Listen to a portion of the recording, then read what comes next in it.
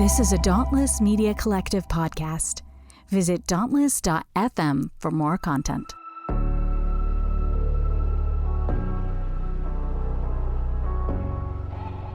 Hi, I'm Nate. I'm Gail. And this is Full Mutuality. Before we get into today's conversation, we want to give a quick shout out and a big thank you to our very first patron. I didn't know if we wanted to name them or not, but you know what? I do want to do this.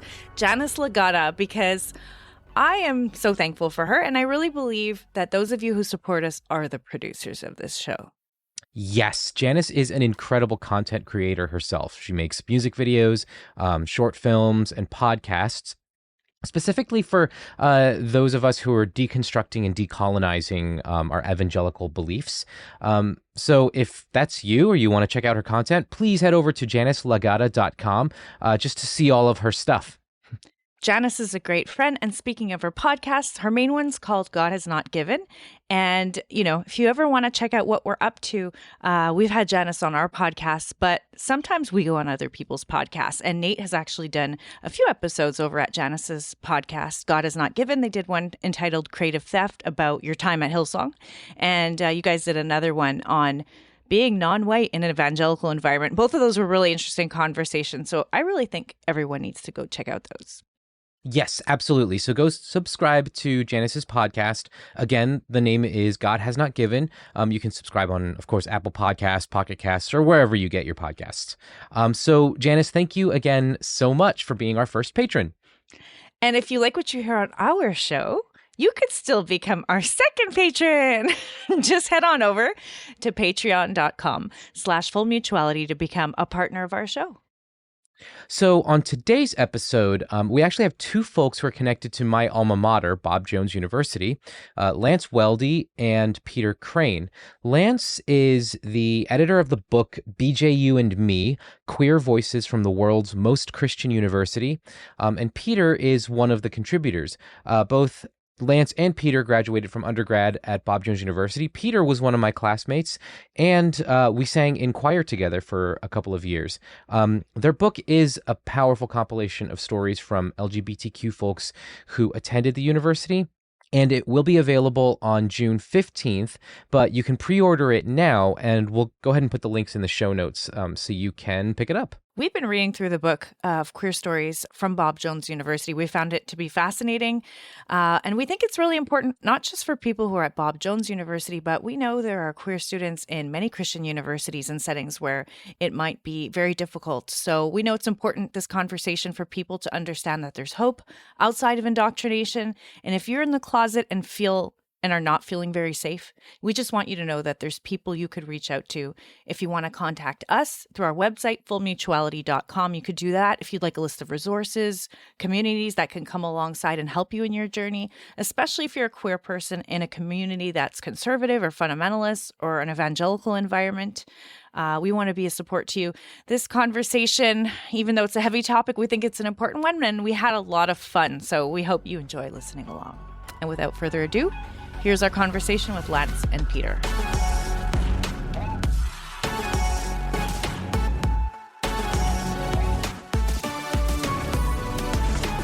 So I think we'll start off the conversation talking about what BJU is. So Lance, if actually you could give us a quick little overview of the teacher and all. I know, great. And being the as you like to say, the senior one of us. Yeah, I am the elder here. Please respect me at all times. I appreciate that. I've been here longer, all that good stuff. Yes.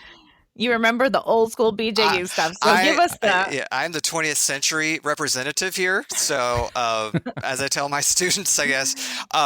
But I guess what BJU is, I guess, I mean, I'm not, a religious historian by trade, I guess, technically, but I guess enough of it I could just say it's a small private fundamentalist college that's been around since 1927 and has moved around a couple of times and has finally landed, I believe it was in 1947, in Greenville, South Carolina, has been there ever since, and was started by the believed Methodist evangelist Bob Jones Sr. and then as the president, and then it's a dynastic kind of a situation. And so his son and then grandson took over as university respective presidents, and then his great-grandson Stephen Jones took over and then had to step down for health issues in 2013, and then they have a non-Jones president starting in 2014, but it's non-denominational, but it tends to align itself pretty closely to the fundamentalist Baptist ideology. Yeah. Despite claiming that they are non-denominational. Yeah. And those religious historians out there who are listening, and the purists who would love to correct all this stuff that I'm getting wrong, will throw Methodist in there, and the beginnings were Methodist, and I'll say Presbyterian. And I'm a second generation Bob Jones student, and when my parents were there in the 70s, late 60s, early 70s, they organized your Sunday school get-togethers by denomination, and so that was a thing. They had a lot more students back then, but I think my mom was non-denominational, and I think my dad was maybe Baptist, or I'm not quite sure, but that is how the saying goes, is that how they did it. Of course, in our time, it was through our society, our literary societies, at least in my time. Right. But yes, I think technically it's supposed to be non-denominational. So if you do want to be kind of exotic, you go to that Faith-Free Presbyterian Church, or you go to that Bible church in Greer or whatever. But yeah. What I find actually just a point of clarification, though, because I think a lot of listeners who are familiar with mainstream evangelicalism will hear the phrase non-denominational, and the image of, say, an Andy Stanley or a Perry Noble style church comes to mind, but that's not at all what Bob Jones University would have even come close to looking like in their version of non-denominational, right? Well, and again, this is probably where my ignorance would show up, is like non-denominational is more, I guess, separational. It's not going to be following some sort of Pentecostal or evangelical order of events or things like that, right? Or the accoutrements up on stage, right? Right. I think just to kind of paint the picture, one of the things when we talk about the idea of non-denominational at a place like Bob Jones, it's what you were just saying, Lance, the sort of separatist ideology. They don't want to be affiliated with any of those labels, whereas a non-denominational church by sort of the mainstream evangelical standards is one that would welcome you no matter what your previous denominational affiliation is, but we're sort of the new style of church that doesn't have the music standards or dress standards that the other churches might have in your past. So we're non-denominational because we're not like your, Southern Baptist stylized churches. But so just to kind of paint the picture for those of you who are listening and are like, ooh, Bob Jones is non-denominational. Yeah, yes, but in a different way. Let's throw in some of the interesting Bob Jones facts into here, since we're getting into it. I mean, from what I understand, Bob Jones is sort of one of those evangelical flagship things, organizations. It's a university.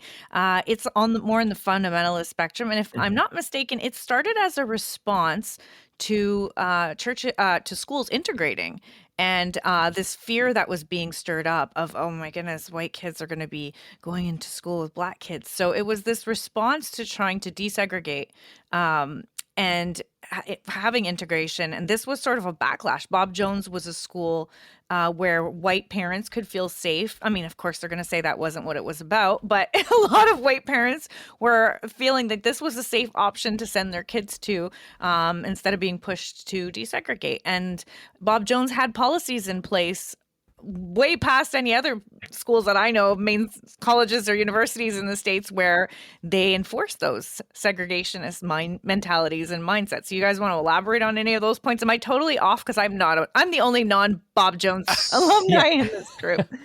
Go ahead, Lance. Sorry, go ahead. Oh no, and again, I think a religious historian would say it's going farther back than than the 70s or the 60s of segregation and stuff. And what I've been able to piece together in my research so far is that it was a response to modernism in the 20s, and evolution being taught as a fact in public schools. And so that's which is still kind of, I guess you could say, a hallmark. But I mean, what you're talking about is definitely a part of that, as it was the journey of it, we'll say. But I believe like the direct reason was as this response to like, oh, they're making us, it's evolution. They're making us teach it as a fact in public schools.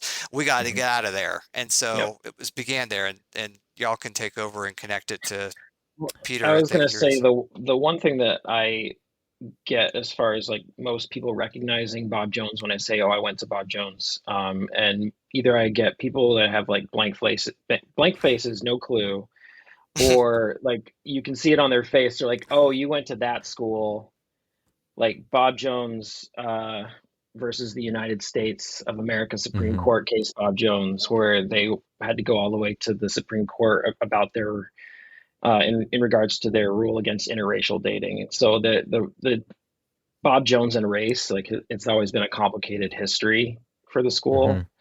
And that specific issue, I think, is the one that a lot of people recognize the school for as far as its like publicity and what it's known for. So I have to like explain why I chose to go to a school that had that rule. And like, I mean, and it went on for a pretty long time, if I'm not mistaken, right? When you were there, Nate. I don't know exact dates. Yeah, I think if I'm remembering correctly, it was in the year 2000 that they officially removed the rule, but there were still some vestiges of that rule floating around. For example, I was dating a white girl, and apparently, I don't know if this was something that that was like maybe a thing that her parents wanted to adhere to, or if this was something that somebody in her dorm had mentioned. Oh, you're dating somebody who's not white, therefore you need to have a permission slip. Although I was never required to get a permission slip signed. No, because you were not the white one. Well, so you didn't need. Well, that's interesting. that the onus was not on you, but on her. Right. On the white parents to be okay with her dating a non-white person. Yeah. When I first heard this story, I was like completely blown away that they could get away with doing this anywhere. And like, I was just stunned that you actually went through that. In the 21st century, what year was this? Right. Like 2004? It was, I started there in 2003. I believe it might have been 2004. Although actually, no, I think it was my first semester there. Because after that, anytime I started dating somebody, which I don't know how you can call it really dating by most Bob most standards. Jones dating is a whole other can of worms from what I hear what that entails. Yeah. But I would sat too close to a girl you're dating right now. Exactly. Yeah. Technically, yeah. Yeah. Yeah, exactly. You made eye babies with her on the couch. Okay, I got to explain that phrase. That was something. Eye babies? That's the Bob Jones term. When Nate said it to me, I was like, what are you saying? Yeah. What are my goodness. That is scandalous. So I don't know. Peter, did you hear that phrase when you were around? Oh, eye babies? Yeah, absolutely. Yeah. Okay. I would have turned both of y'all in, because that's suggestive of reproductive stuff and genital stuff and we had something called cow-eyed stares, because we were very cow-eyed stares. We were more G-rated in the 20th century, late 20th century.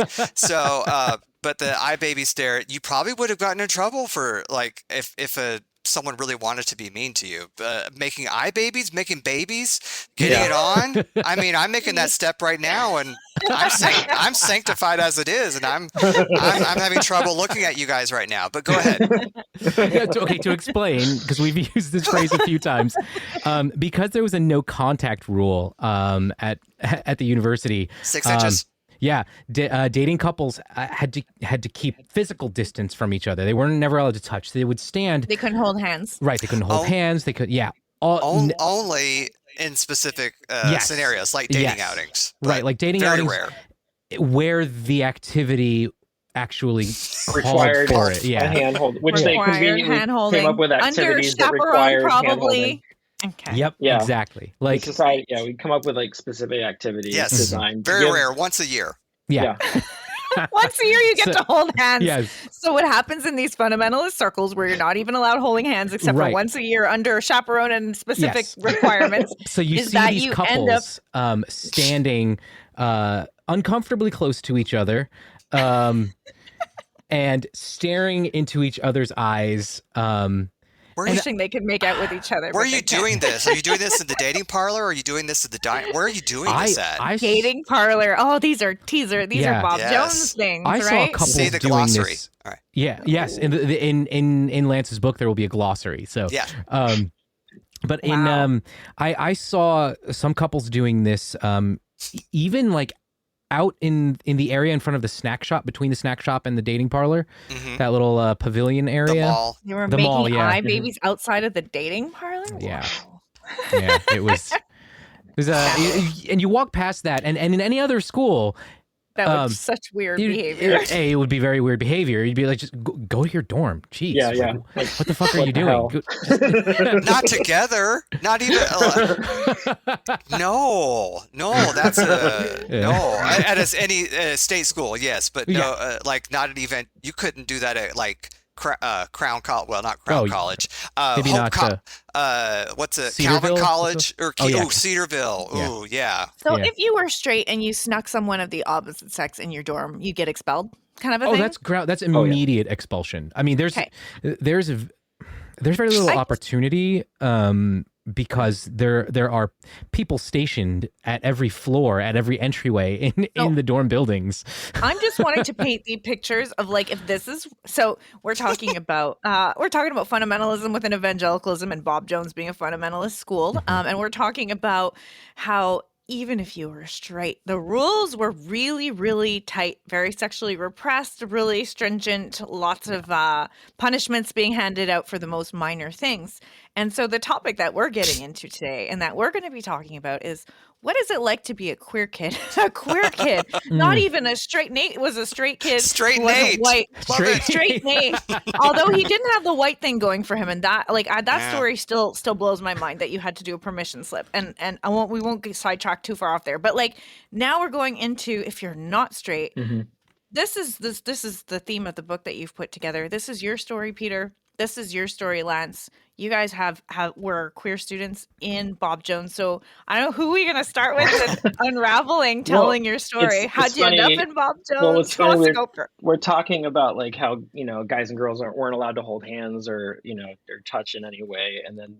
And I was thinking, meanwhile, like I'm giving guys back rubs in the dorms, and I was reading that in the chapter of your book, exactly. about Peter's story about the back rubs, and and about you having a crush on so many boys. And as I was reading that, I was like, Nate was like the straight version of you. Like he had crushes on everyone. He was always crushing on all the girls. Like he'll often say to me, we'll watch TV show. I had a crush, such a big crush on him. Like you had a crush on everyone. Yeah. Like you had it. So you're the queer version of Nate. You had lots of, from what I was reading in your chapter, you had a lot of guy crushes. I've been learning a lot about myself since coming out and since my days at Bob Jones, and learning about my capacity to love has been one of those things, and my capacity for just finding connection with people and being able to embrace that about myself and not be ashamed about it. An example of one of those things that I've learned, since my time at Bob Jones versus, what I was taught when I was younger and what I've learned about myself now. Yeah. Yeah, tell that to your hall leader about capacity to love, Peter. I don't think that's going to... That's not going to... Especially about the back rubs and telling them about your capacity to love. That's brotherly love, but no, we can't do that. No. Wait, Lance, they were RAs by the time Peter and I were there. What's an RA? A resident assistant. Yeah. Are these the police of your school? They were students, depending. Undergrad students. Yeah. An RA is, I think, more of a secularized term that they've that I've put co-opted. Probably. I mean, a little bit. I mean, the history and that's part of the glossary too, because the name has changed. But in my time back in the late 20th century, when there was a saxophonist in the White House, it was. Those were your school spies, weren't they? The what? The school spies. Well, everybody was. Yeah. Potentially. Yes. Yeah. You had to be like a spy, but we called them hall leader.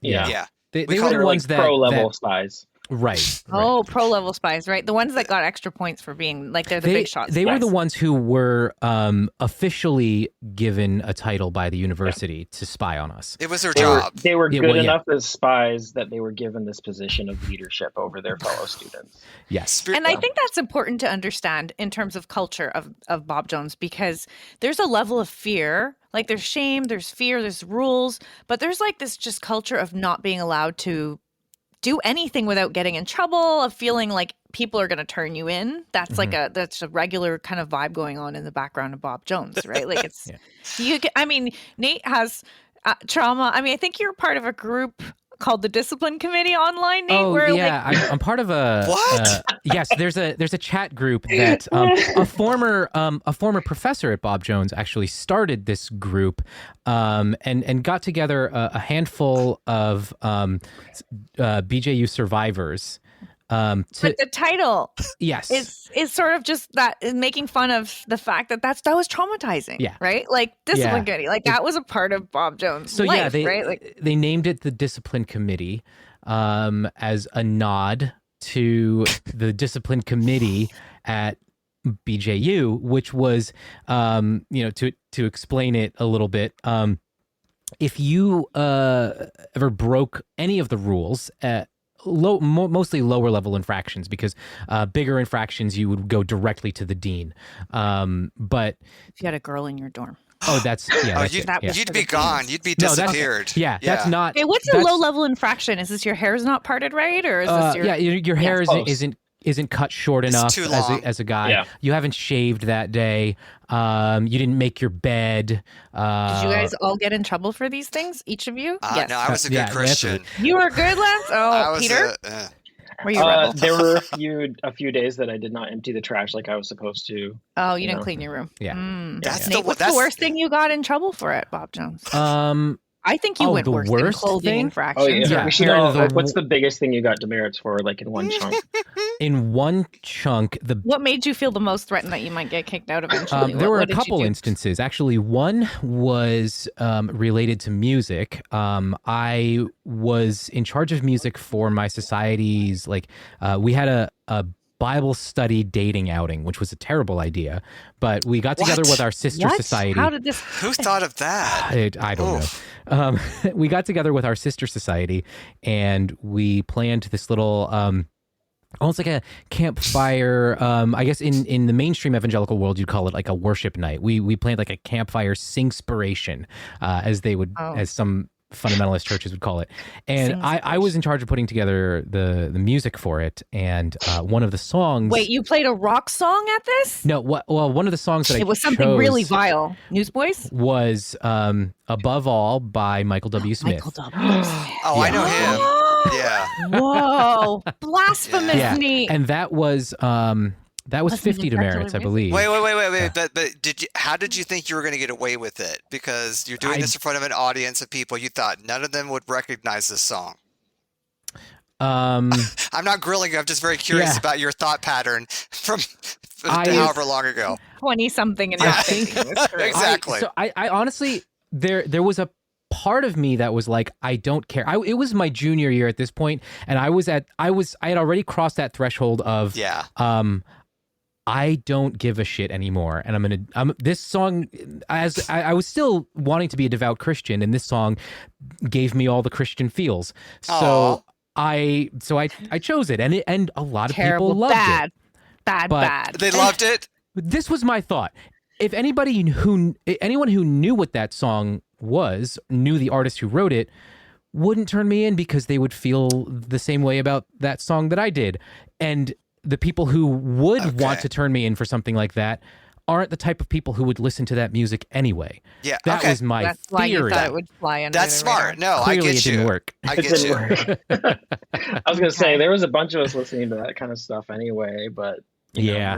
There's So plenty of, funny for me as an former evangelical, to think that the contraband music in your school was Michael W. Smith. Like Eh, I'm still trying to wrap my mind around getting in trouble for playing a Michael W. Smith worship song. Like it's so wild. It's so the Christian absolutely nuts. contemporary music Yep. would be anything that is non-separatist. It's Mhm. the sounding like the world. So anything from Sandy Patty to Michael W. Smith to Stephen Curtis Chapman, Steve Green, whoever in the 90s Yeah. Yeah. would not check or Carmen or whoever, because they're going to have a beat to their song, they're going to have something, and it's reminiscent, or it's going to make it sounds like the worldly secular music. Yeah. It's a slippery slope, You It's start always a listening to Michael slippery W. slope. Smith, and then the next thing you know, you're listening to You'll be a crossover artist like Amy Grant. And Yes, look where that got her. exactly. And you'll And then you're divorce going your to become husband. gay and Yeah. wait.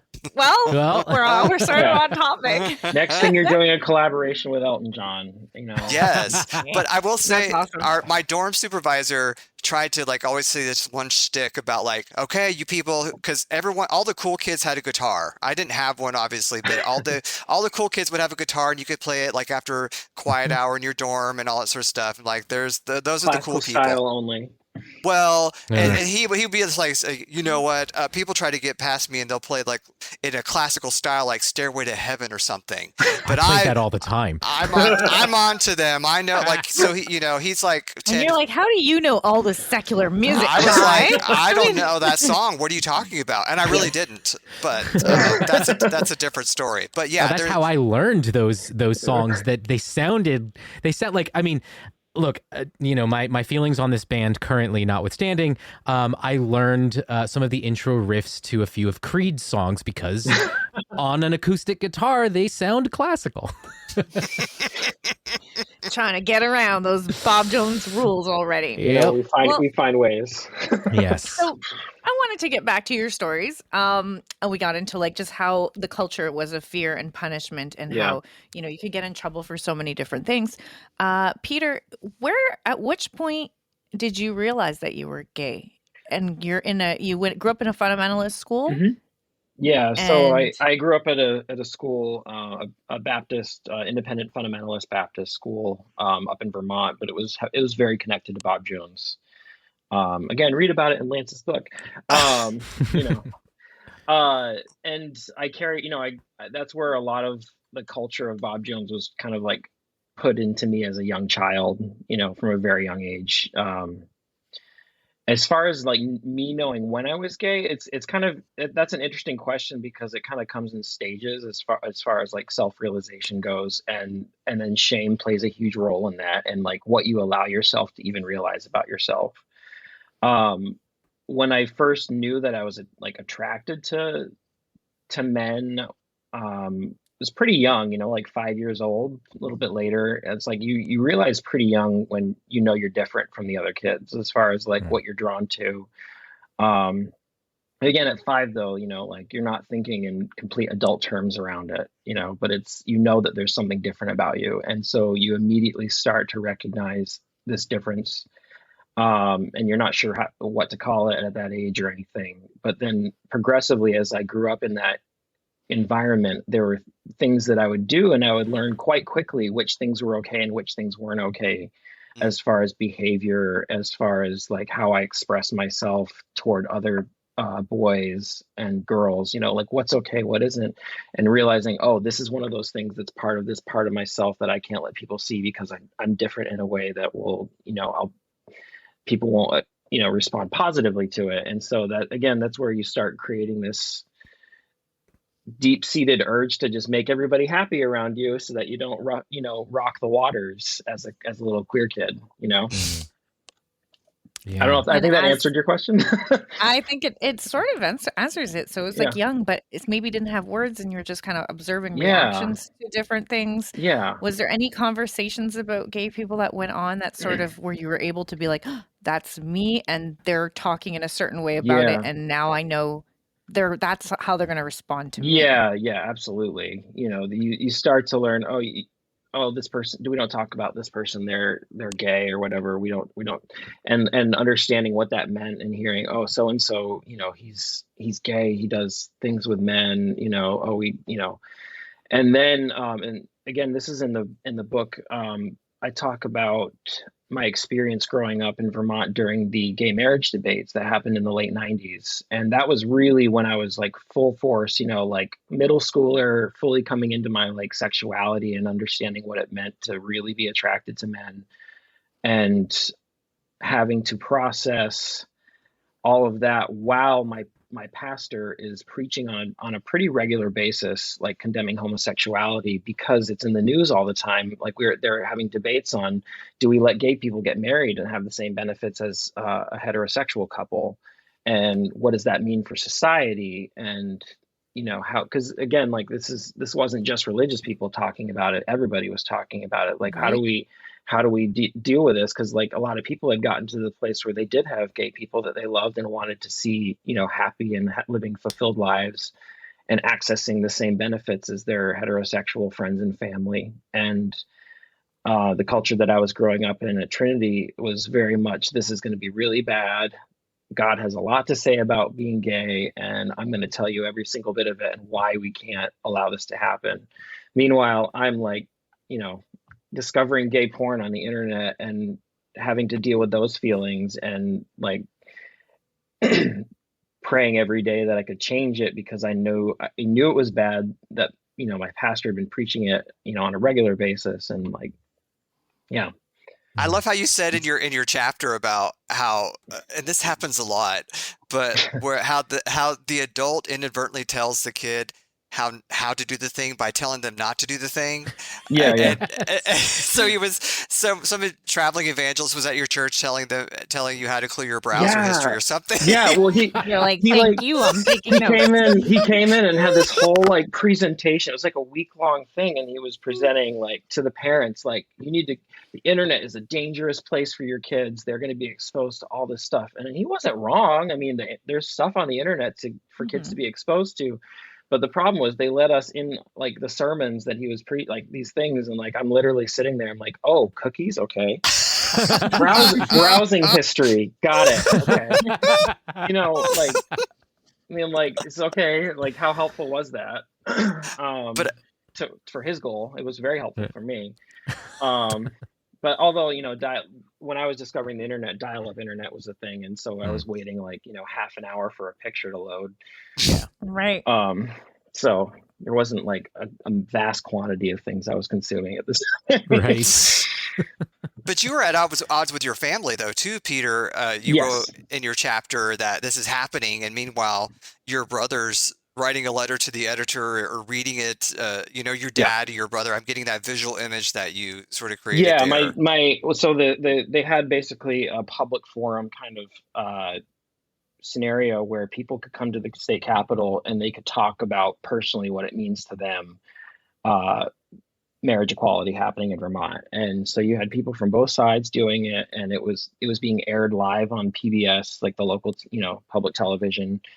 And my dad decided to go down, and my brother was like, oh, I'll write, a thing about why, we can't allow gay marriage to happen, because, he had been convinced that if gay marriage was happening in Vermont, then all these gay people would come into Vermont. Like basically Vermont would become the gay state.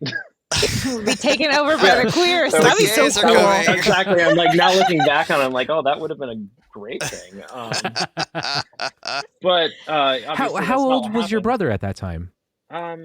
This was late 90s, so he was in high school at the time. He was he graduated in 2000. So yeah, it was right up, sophomore, junior, that age range.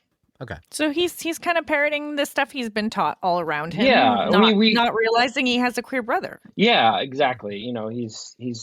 He's being raised to believe a certain thing about people, and he has not been given information contrary to that. So he's just operating on what he knows.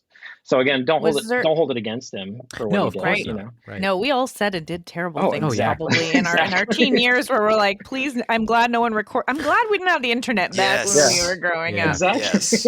Oh man. Yeah. I don't even have to go back that far.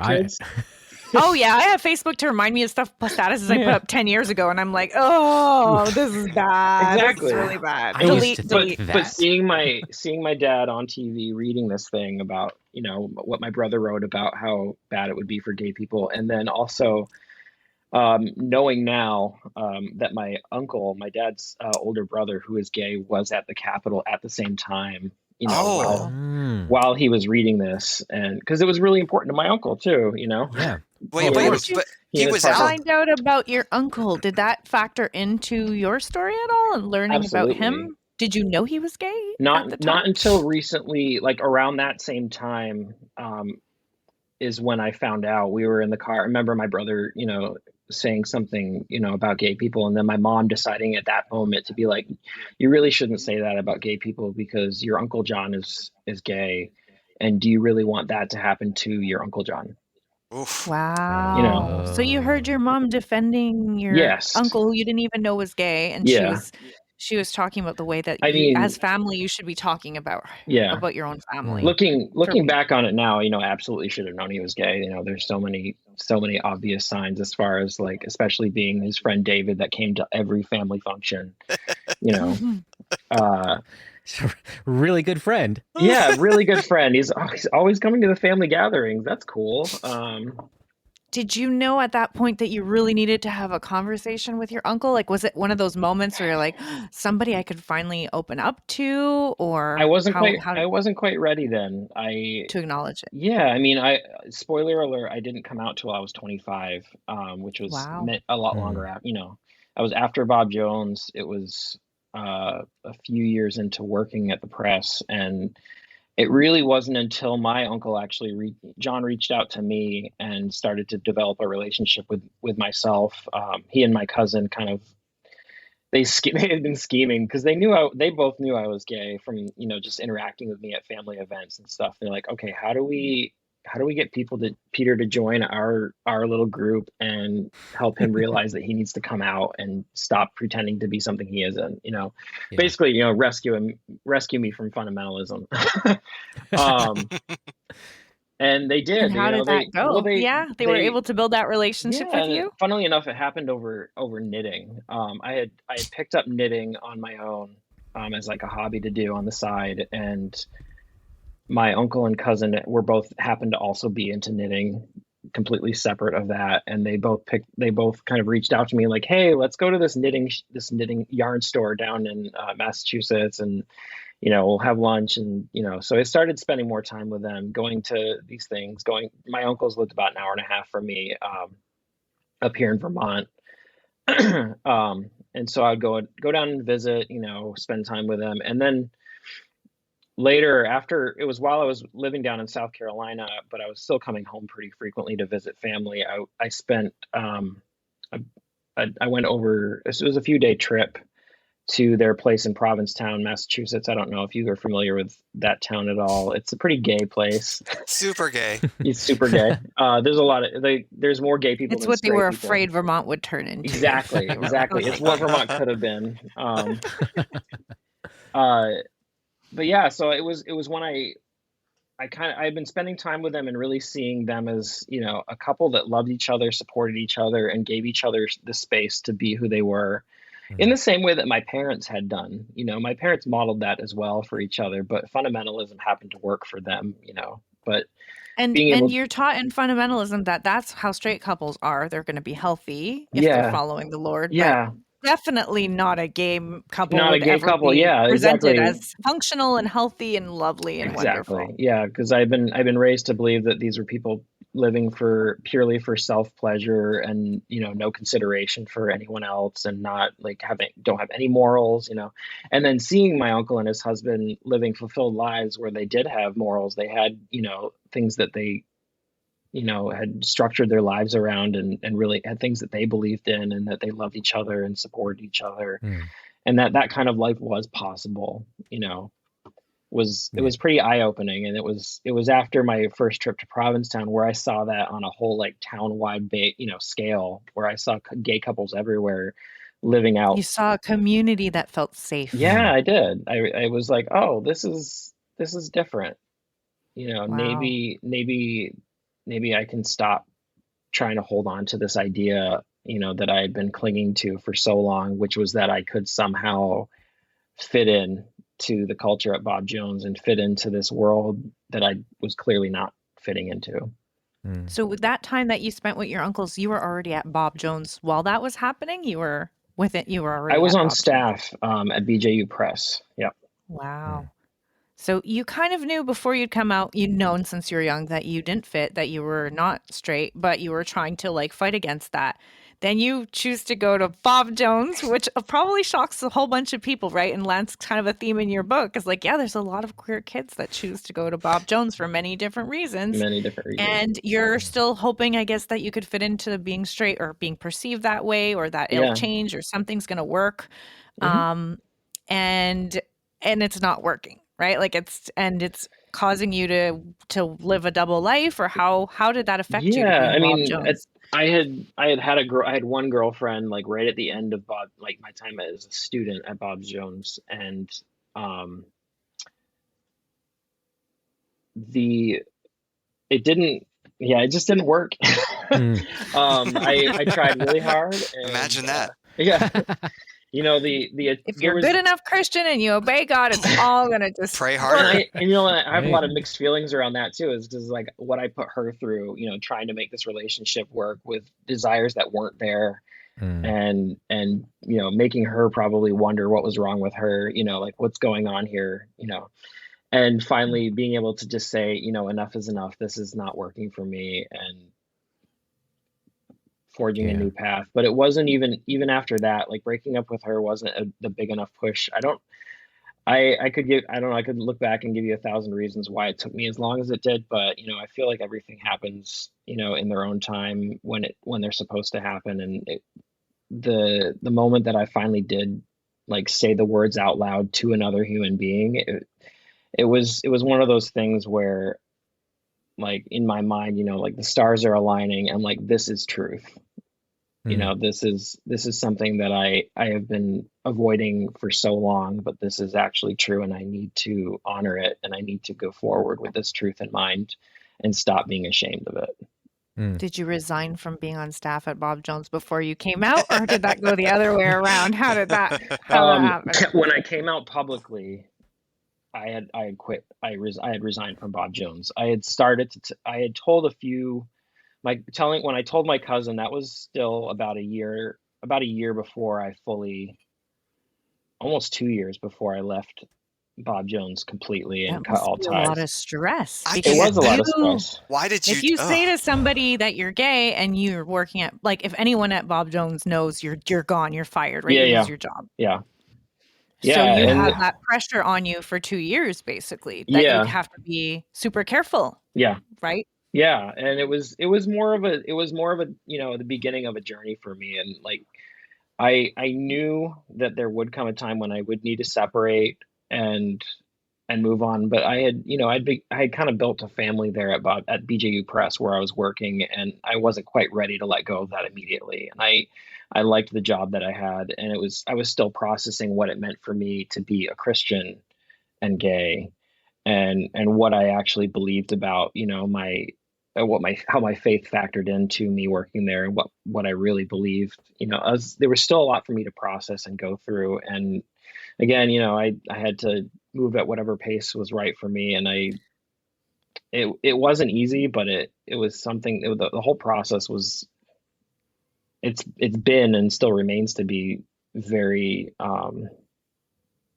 fulfilling. It's been like every new level that I unlock, like truth that I unlock about myself and learn about myself. It's like, oh, I have this whole level of power that I didn't know I had access to.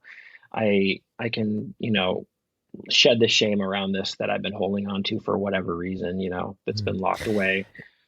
One of the themes in your story, Peter, is that idea of shame and breaking free from shame. And I think that's something that even Gail would recognize crops up in my life as well. Given the theme, the fundamentalist church that I grew up in would have, I guess, called themselves like a 4-point Calvinist. They didn't feel comfortable with the limited atonement, but total depravity was very much a part of how they saw faith and the gospel. And so I found that as I was reading through your story, incredibly relatable, that idea of shame, breaking free from it. And then, as you were mentioning, it's still something that sort of pops up even today. And like, I'm over 10 years removed from Bob Jones, almost 15 years removed from my time at Bob Jones. And still I feel shame popping up in various areas. Yep. Could you talk a little bit more about that and your relationship to shame now, and maybe even thoughts about like if you feel so inclined to share some of how you might maybe walk alongside somebody who is struggling with or fighting shame in their own life? Mm-hmm. Yeah. I would love to plug Brene Brown. I don't know if you've heard of her and her work around shame. Yeah. If you haven't, check her out. She's got a special on Netflix, super accessible. She's, the shame is it's a powerful tool for change and for behavior control. And fundamentalism is not, a novice in using shame as that tool of control. And so, queer people in general, Lance, you can attest to this. We get taught the lesson very young as far as, having that shame put on us. And shedding it it's a hard process, but it's extremely liberating.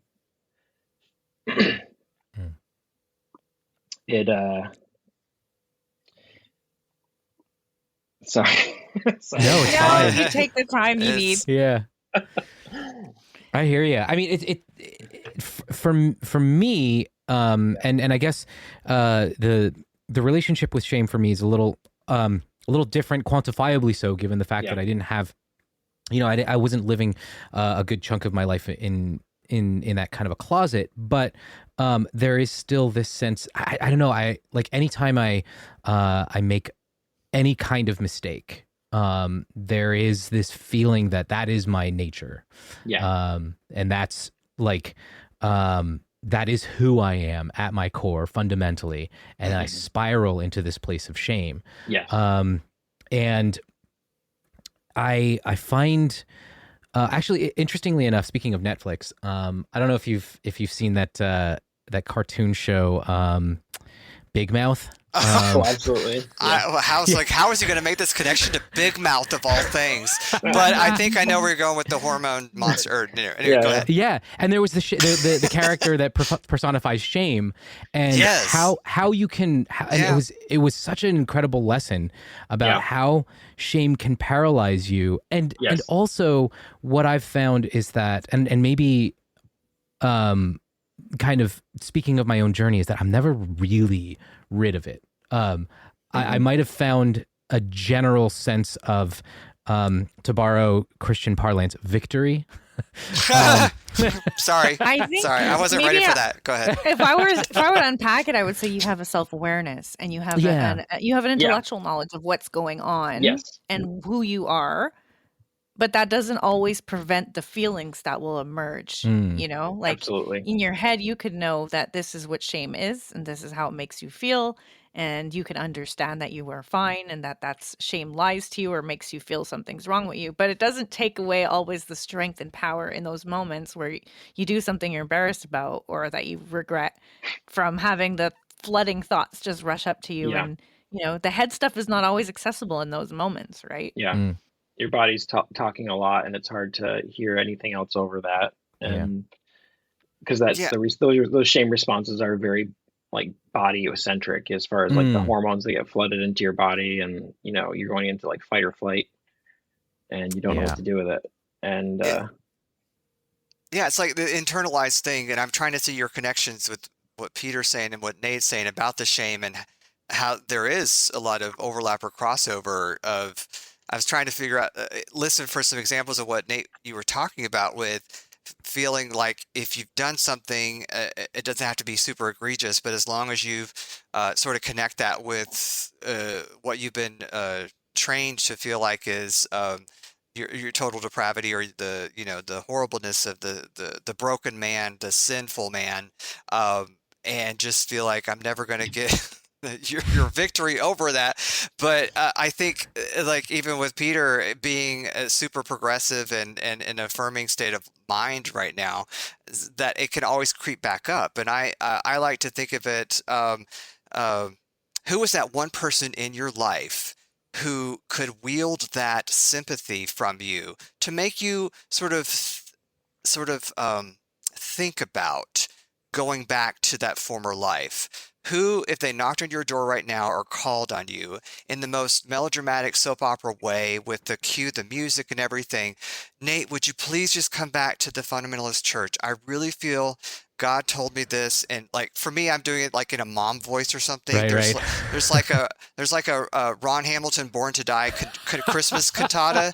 That's where I'm drawing it from, where, oh, Chip, I have cancer and please come back to church. And so it's like, oh, Peter, if you could just try not to be gay and go to counseling for me, like, who is that? Like, is there one person who touched your life, alive or not alive still, who could do that to you? And I think that's why it makes sense to me, of like, it's never fully going to 100% go away. What the fundamentalist part of that shame, or whatever you want to name that thing, that if we've grown up with it and internalized it for decades, you can't shut that off. And I don't know if it will ever fully be shut off. Like you said, Gail, they're apparatuses or awarenesses or things that you can use to combat those things or rebut those things in an internal monologue or whatever dialogue.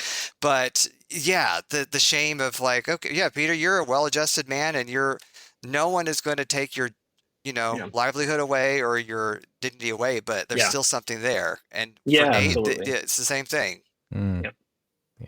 Yeah, I mean, it's in those moments when the shame hits now, I, instead of, in the past where I may have just shut down, retreated, pulled back, don't think about those things. It's not worth the trouble. Now I take the track. Okay, I'm feeling a weird way about this. Let's investigate it.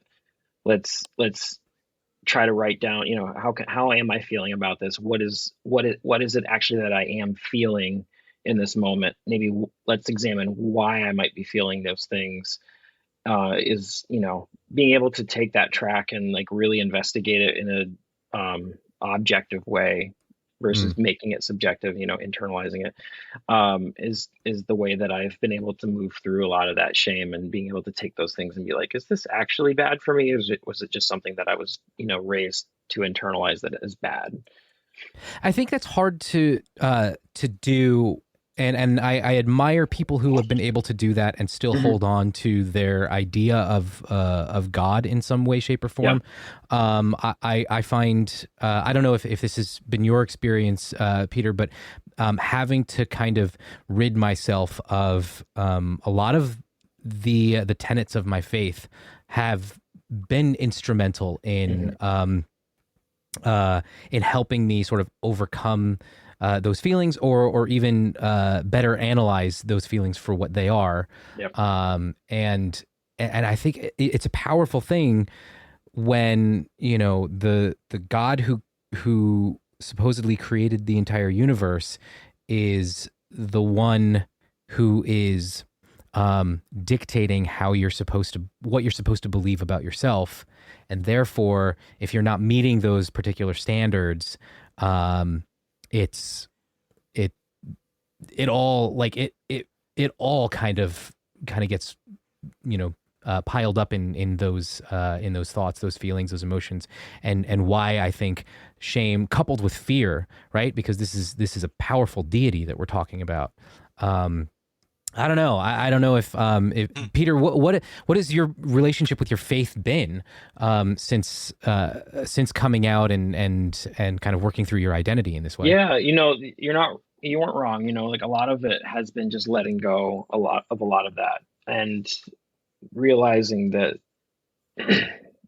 my faith maybe wasn't as important to me, as I had initially thought, and that a lot of it was the community that I was a part of, and believing that I needed to embrace this faith to be part of the community that I was a part of. Because what is important to me is community. It's that connection with other human beings. It's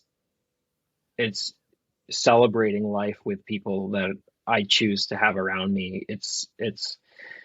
That's where that magic is found. That's where I have those spiritual moments now. I investigated where that spiritual connection that I had with my faith was like, and I found it in the connection with other people. I found it in like, I don't want to get super graphic, but like I found it in sex. I found it in love. I found it in choosing family, over living with your family that you were given or received or were born into. You get that's a major recurring thing that you'll find with a lot of queer people is chosen family, and having to build a support system of your own because the one that you were born with just isn't up to the task. Yeah. And learning that so much of what I got out of the faith that I was raised in really was just in that sense of being connected with other people. And having a space to call my own and a space that loved me for who I was. Yeah. How powerful. Like, it's interesting too, when you were talking earlier in your story about what kept you, where you were, why you couldn't just come out and why you stayed where you were and what it meant to you. Yeah. The thing that hit me was that sense of community. You have lots of people around you who you loved and cared about. And I think, that need for connection with other people, it's such a powerful and important key point of how hard this all is and how painful this all is that to lose the people that you love who feel like family to you it can't be underestimated on how difficult that. I mean, I never went through that specific experience from because I'm straight, but definitely, leaving my evangelical community behind as my faith shift, as I went through a divorce, all of that was jarring. It was very jarring. It was jarring when that's who I identified with. And the sad part is I thought they were my chosen family because I was told I grew up as a foster kid and you're like, well, this is the family that will never leave you because they're your heavenly family. You guys are united by that love of God. And then if that comes apart, it's so startling because you thought there was a security there, that this was deeper than just blood. This was like spiritual connection, but the other thing in your story that really touched me, Peter, was when you were talking about the values that stuck with you even as you exited a lot of your previous stuff was love. And that just love being a thread of your life and the meaning that you have now. And you're talking about your chosen community and being around people who accept you for who you are. And I just think that's so powerful and so beautiful. Yeah. And I enjoyed reading your story. I really encourage. Yeah. I mean, the biggest obstacle and challenge in my coming out process was learning how to love myself first. Because I had, as far as growing up in fundamentalism, I care about my community and I love my community. So I poured everything into making sure the people around me were happy. And I was putting on this front as of someone that fit in to this community. Like, look, I'm one of you. I'm part of this group. I can play the rules. I can do what's necessary to be accepted here. And that's the danger where shame comes in as a tool, because the reason why shame is so powerful is shame is knowing that if you continue with this behavior, you will not be part of your community. You will not have access to your community. You will not have the support of your community. And that's what shame does is it warns you, hey, you better stop this or else you won't have that. And that's why it's so powerful as a tool for behavior modification. It's not necessarily a good tool, but it's a powerful one. Yeah. And being able to recognize that and say, no, I don't need to be ashamed of this. I can learn a new way. I can learn, I can find a community that does support me and love me for who I am and find, a different path forward. Yeah.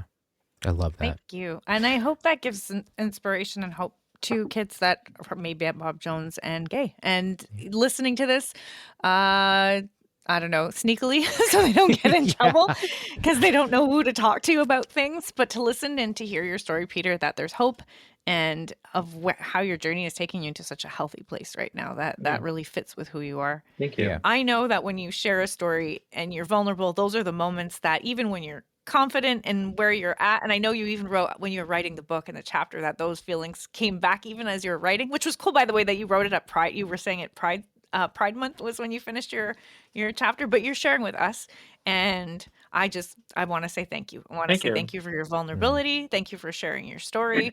Thank you. And I really believe that that's powerful and that's going to help other people. And I value and appreciate you sharing. Thank you very much. I appreciate what you two are doing with this podcast. I think it's really important work. I'm happy to be able to be part of it and be included. So it's an honor. And cool. Thank you for bearing with my brain farts. Like when I start to think too much about the fact that I'm on a podcast, my brain just shuts down. And I'm like, I don't know what to say. The Chapel Probation Podcast takes a critical look at evangelical colleges and universities, focusing initially on Azusa Pacific University, where I taught English for 15 years. I'm Scott Okamoto, and I'm writing a book about how I deconstructed from faith completely while at APU.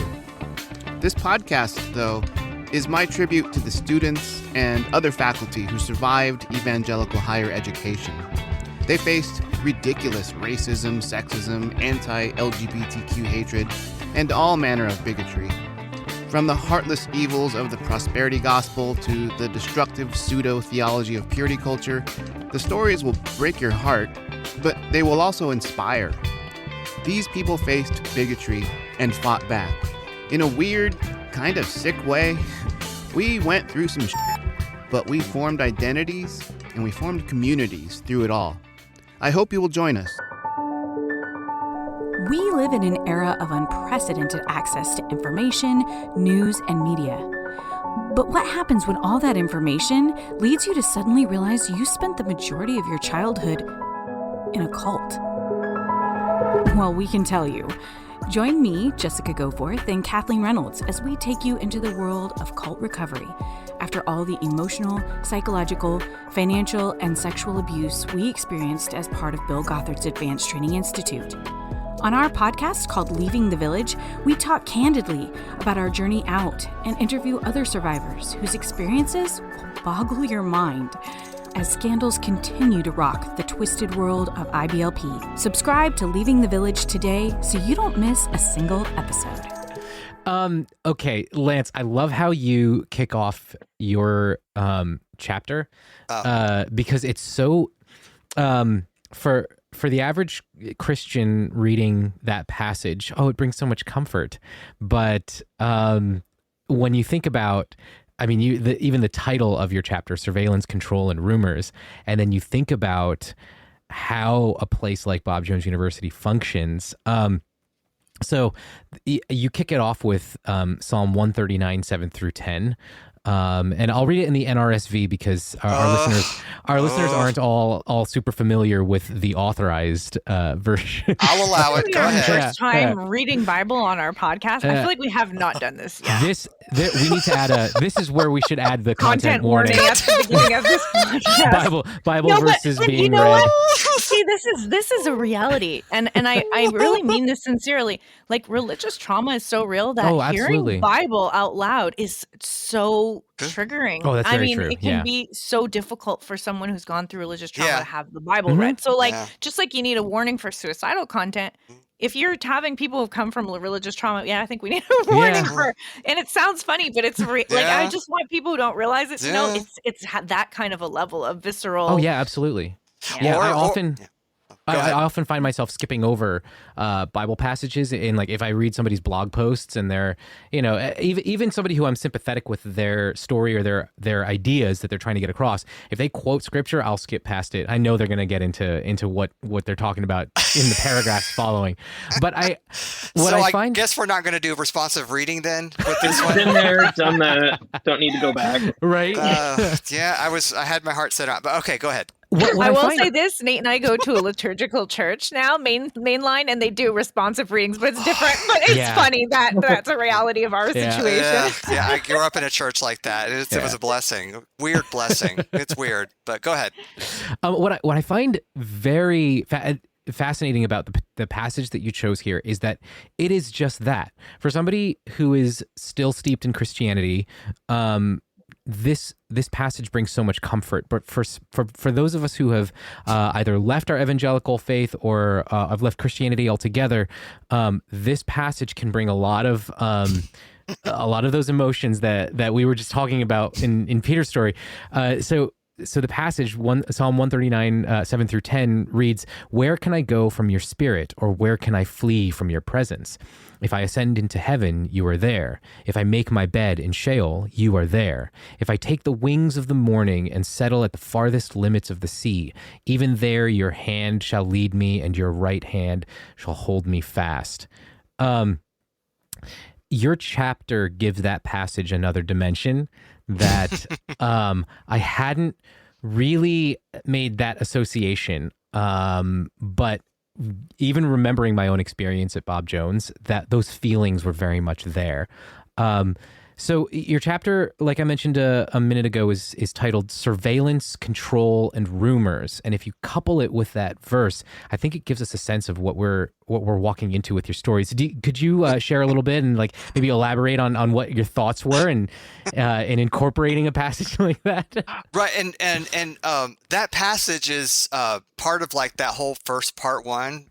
So all the stories there, I divided the 19 stories. So Peter's in a section. So I trying to figure out a way. I got some good suggestions about how to compile these stories. And so what I did was thematically put the first 5 stories under this surveillance, control, and rumors. And so that's the first part. Then the second part is just 2 stories, other institutions. And the third part with intersections. And Peter's in the first part with family guilt and shame. And the last is about religious and spiritual people who still identify that way. So I thought, okay, these 5 people, there's a lot of connection or thematic connection with this idea of surveillance and rumors and control, which I think if we're all honest, when Peter's been describing it at the very beginning of this podcast and that's one of the hallmark reputational things that we take away from Bob Jones is the rules and the fear about what happens if you're caught breaking those rules. And, a lot of people I'm sure have thought this way about the surveillance aspect of it with being watched and acting as though you're being watched the whole time. So I thought, okay, why don't we go down that road?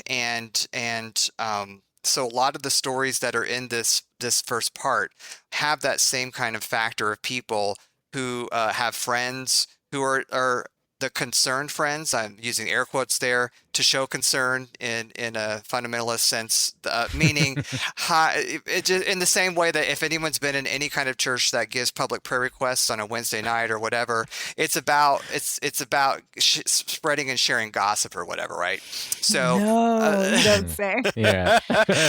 I just had it on my heart that Sister so-and-so. and I live in a part of South Carolina I didn't even really know existed until I came over here, and I'm happy to be here. But I lived in the upstate in Greenville, and there's a whole other side of the state I never got to. I didn't go to Myrtle Beach. I was never allowed to leave campus and stuff like that. But one other thing that I love that's very southern and regional, at least here, is that someone can say anything they want to you and say it's from the heart. Now, I've heard the bless your heart thing and everything, but the from the heart is a blessing. Like, Gail, I just need to tell you that, when you do that, it's your dress is not matching your socks. I'm telling you that just from the heart, though. Just from the heart. From the heart. So it's under the blood if you do that from the heart. But the only part of South Carolina I've ever been to is Myrtle Beach. Of course. And I live about an hour away from Myrtle Beach, so I don't even get to go there often. It's very beautiful. I like it. I don't have a problem with it. But where are we going with that? We're going with your book, though. Can I make a quick comment? So sure. We're going to get to your book. I want to later ask you about, what inspired you and how that came about as a project. But we've already started talking about your book and how the chapters are divided up. You're a chapter in your own book. You've shared your story as well as the other stories. And surveillance, and we all of us knew what we were getting into when we were going there. And so we all willingly went there. And so I think that's something that I went and I did a summer school stint there. It's the only place I really wanted to go. I was excited to go there. There's quite a few people in this book who willingly wanted to go there and have mixed, it's also a mixed kind of feelings of how do I talk about this now when I have all of these great college memories that are also entangled with these other not so great college memories. And so for me, because my story ended up being on the receiving the negative end of a surveillance, of being turned in and being kicked out, I thought, well, why don't I start with that? Because as a dedicated student, that Psalm 139 is something that I remember us again having to memorize and being graded on that. And so yeah, it's like it felt good when you were in, and all of us, I think the first semester we were there. I mean, you went to the dark side when you were junior year, Nate, I think, or you were like had enough or something. And Peter, you probably, I mean, we were all earnest till a certain point or whatever that is. And we were all, the sun is shining, God is watching us, and we're going to have a good time, and we are safe in the everlasting arms of God and all that sort of stuff. But there's also a dark side to that and a sinister side to that. And it starts happening. It could happen to, I'm sure both Peter and Nate could talk about how they'd heard this happening to other people disappearing, people leaving under weird, fast, quick circumstances, and not knowing really the 100% truth, but hearing this story from other people. And so I thought, that's where I'm going to go with this story is, preface it with this surveillance and the control, which the university wants as well, and how the rumors can make people's lives miserable, can keep everyone on edge, and keep people sober-minded and vigilant. That if the wrong person heard what I just said, if the wrong person said babies or whatever you said, then you use that term, right? Then that could go, things could go bad really quickly. Right. Lance, when you went into Bob Jones, were you were aware that you were gay at the time, or did you not have language for it, or were you denying that you were, or how was it? I knew I was happy. Gay isn't happy because I'm happy all the time, but. I think what Peter's saying, a new phrase that I'm loving seeing people talk about on social media has probably been around for longer than what I recognize it as, but like the sexual awakening, I think, is something that for me, it's in stages, right? There, you can't articulate it with the specific words, but for me, again, unintentionally, thinking of Peter's chapter with how the preacher unintentionally told him how to access things he shouldn't. For me, I was accessing like a chick track. Jack Chick tracks were. Yeah, I remember we had those at my Pentecostal church. We did. Like I said, they were more conservative amazing. For a Pentecostal church. They had strict dress codes, and they probably aligned a lot more. Actually, when Nate tells me fundamentalist stories, I usually take that as a reference point. He's we had chick tracks. Chick tracks, like I grew up with those. My church had them. We had them to pass out to trick-or-treaters with the candy and stuff. That's amazing. For all occasions, there's really something for anyone. We had one of the sins of homosexuality that I was expressly fond of. Oh, of course there was one. I didn't come across that one, but of course there was. Well, one of the first ones, which are a collector's item now, and I still have the original from the 80s, is called Wounded Children. And obviously they conflate the gays and the pedos and stuff like that. But the sexual awakening is looking at Jack Chick is drawing this bearded handsome guy. This guy is going to the gay bars and he's drawing gay bar scenes and they're dancing and all this stuff. And I'm like, wow, okay, I'm looking at this panel of this comic a little bit too long, and so there are moments of that, wow, that guy's really hot, and he's bearded, he's kind of wearing leather, and the thing is, it's like this twink.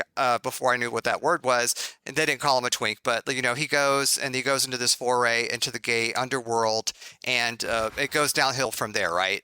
but I'm looking at it from a different way. So that's the beginning of that. But the physicality, I think, probably started in high school with people who could never really be traced back to me because for obvious reasons. I went to a public school at that point. But so I had some experience, but so yeah, let's say that I knew I didn't identify as being gay though. No way. Okay. Not in college. I guess that's a short way of saying, sorry, I got to get better at this.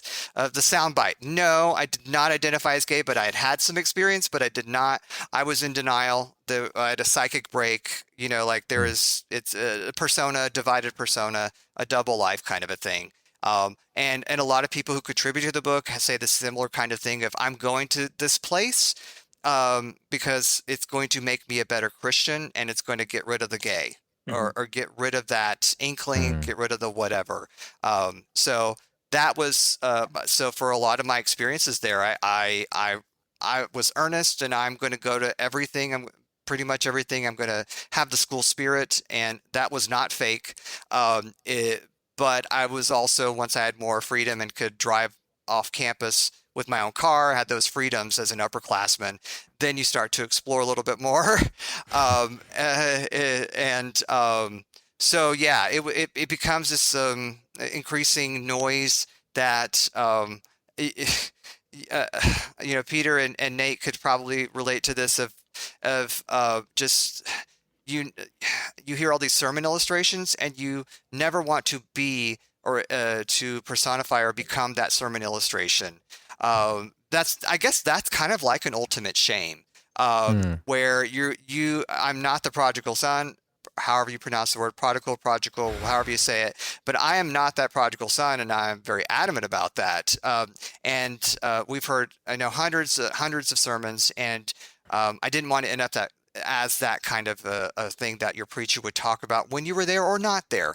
And so, but it happened to me in my chapter of, I was able to successfully finish and graduate, and then stuck around for graduate school, and then got in trouble for going to a nearby to Furman University and looking at gay stuff on their computer. And then a fundamentalist would say, well, God wanted to get a hold of you because he placed a Bob Jones student or former student in the carrel right next to you, right next to you with his girlfriend or something. And then it got it to this thing, reliving it now, like, okay, he's like, hi, can I talk to you? And then we went outside, and I was like, what? And he, it was pretty much, you could, where they're going with that.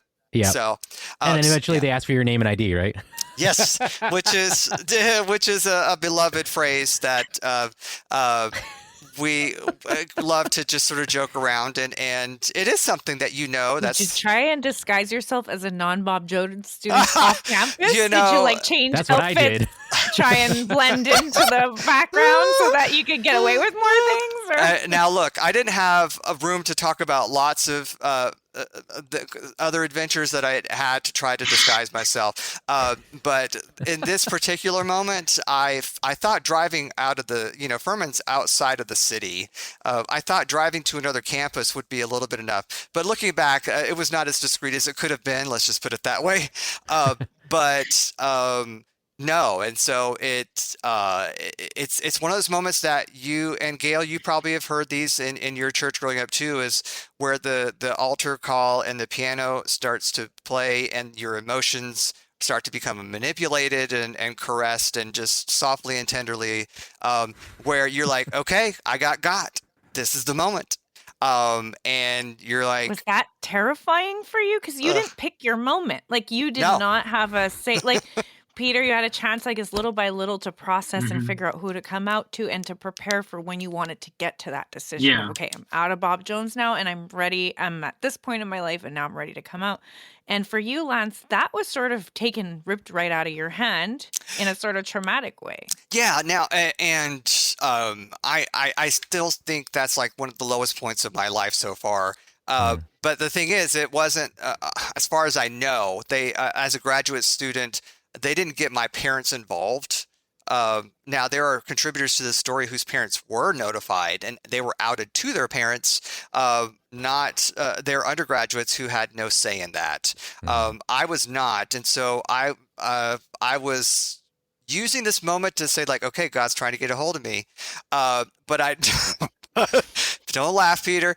But I was also like, okay, on this 13-hour drive home, what am I going to say? Now, I've skipped over quite a bit. My sister was a freshman at the time, and so I had to tell her, but I didn't even tell her the reason. So I didn't tell anyone the reason. I didn't tell anyone the real reason.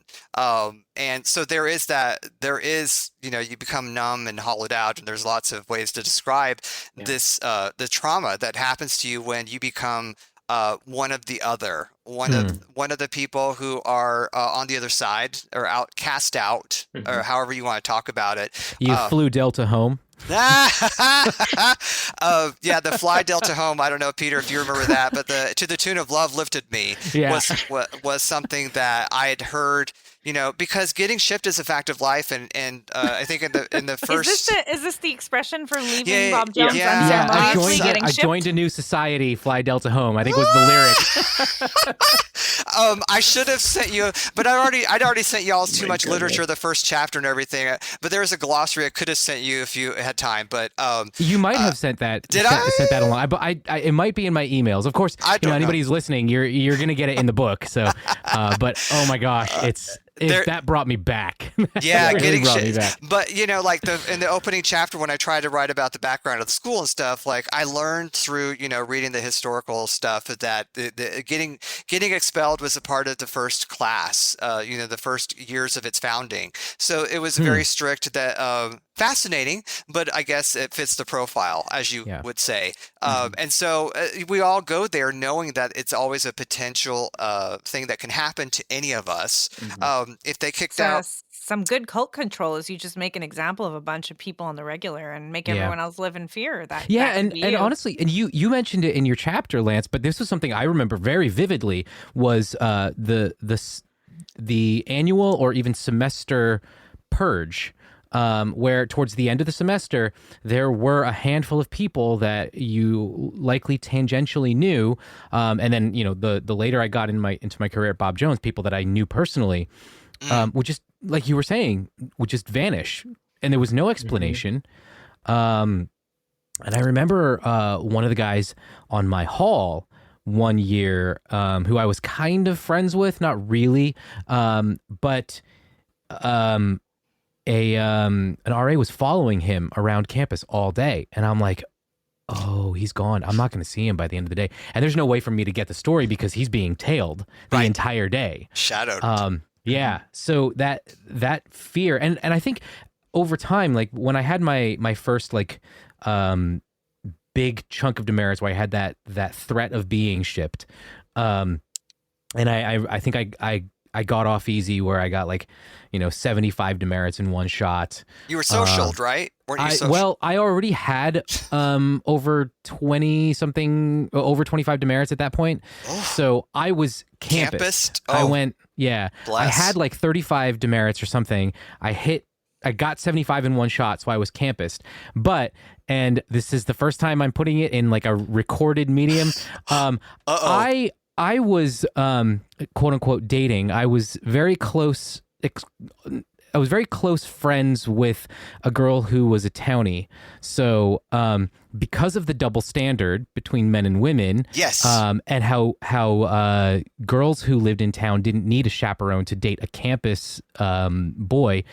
I mean, she would pick me up from, and she didn't have to check in and out. Her car was, whatever. And freedom.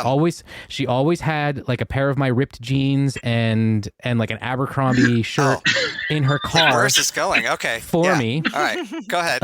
So I could change. How to jailbreak you.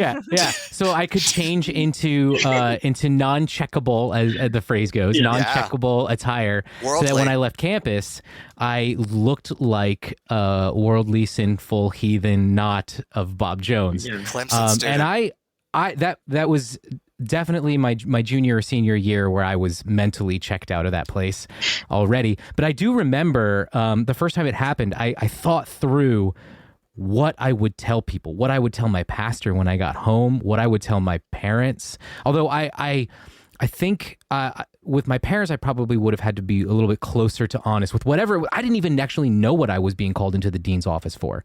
So I was trying to come up with stories prior to even finding out what I was in trouble for. Oh. Yeah. Oh. So And this wasn't the Michael W. Smith one. No. This was something else. This was actually somebody had snooped on my MySpace page and found that I had listed, I think, The Matrix as one of my favorite movies. And the crazy thing is, Me and Nate bonded over this. Because my ex threw out my copy of The Matrix because he was very fundamentalist in thought and didn't like that Trinity was dressed with skin-tight clothing. So he chucked out my copy of The Matrix. And when Nate and I met, he was like, you know what? I had a Matrix story too. And I have another copy of The Matrix and I'm giving it to you. It's very sweet. It's one of our both of our favorite movies, actually. Yeah, well, it's up there. It's definitely in my top 10. It's a good movie. That was my first R-rated movie that I ever watched. Was it? Yeah. I watched that awesome. actually with GAs off campus while I was still down there. It was home video, but I was a GA at the time, so Okay. I think it might be better. Okay, but obviously the whole theme of that is, we lived it in a sense. Yeah. Oh, totally. Definitely find Yeah. that. Oh, absolutely. And so I think kind of what's relatable is that, having to come up with something. Well, what are you going to tell your people when you get home? Because you're not at Bob Jones anymore. So If you got kicked out, but you were but you got social, did a letter go home or something?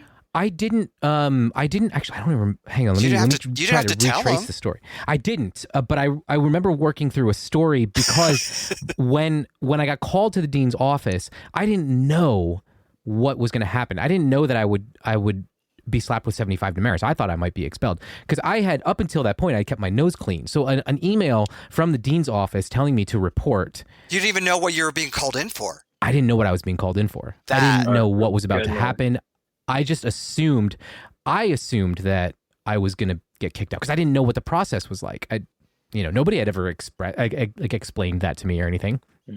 But not an orientation. Not, no. but you had to worm your way out of explaining why The Matrix was on your MySpace page, basically. And I came up with the explanations that I gave was that was pre Bob Jones. I did that in high school, and we don't have access to our MySpace page on campus of Bob Jones. That's true. So I can't go in there and change it. So I repented. I had to attend. I had to meet with my dorm counselor for a semester or a few months or whatever that was, to talk about, I don't remember what, but I think Lance, I don't remember if you mentioned it or if it was Peter who mentioned it in one of your chapters, that these dorm counselors are not licensed, and they're not. No. They're also not psychology students. No. They're studying ministry. they're studying in the seminary to preach. Yeah. So these people aren't qualified to be counseling anyone. Yeah. I think that was a general procedure for anyone who got campused was mandatory counseling. Mm-hmm. Yeah. So I remember I had a few friends who had to do the same thing. That makes sense. But you did. I can't think of anything more unhealthy than to be counseled by people who are going to just try and further indoctrinate you and do the opposite of whatever you need at that moment. Right. And maybe 2 years older than you anyway. And, there's the ethos and authority there is like, why should I listen to you? Well, you have my future in your hands, so you have to play ball. But there is that walk over to the admin building, which side note is no longer there. It's been torn down. Has it? Okay. Yeah, I didn't know that. There's a little bit of alleged asbestos or something, but that was the place where you went to get called in, and there is that flutter moment of when you've been summoned with the call slip. You and I knew. I got summoned the next morning. So I knew what my deal was, but sometimes you go over there and it's just your heart. Because wait, Peter, were you ever summoned or? So there's a couple. I have a couple stories I can tell. There was one was the one time I was summoned to the dean's office. Was not for any gay stuff. It was actually, I knew what it was for the minute it happened because of the people that were called there with me. I was on stage crew at Road. I was on stage crew at Rhoda Hafer Auditorium, and one night after a technical before the production, I don't know where the idea came from or like what happened, but all I do know is that we decided as the stage crew leaving Rhodehaver at like 1 a.m. that it would be a good idea to pick this car up and put it halfway onto the sidewalk as like a group Oh, activity. that's fun. That's a college thing to do. Yeah. That was you?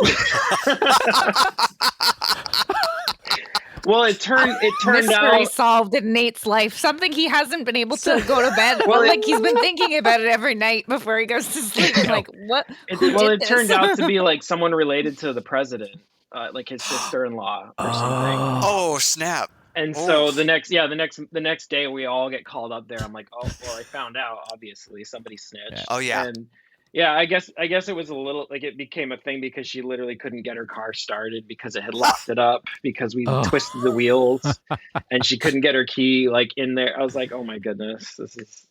But you probably got what, 50 to 25? Like I got 25 for that one. Yeah, someone else took the brunt of the demerits. I think the ringleader ended up getting like 75.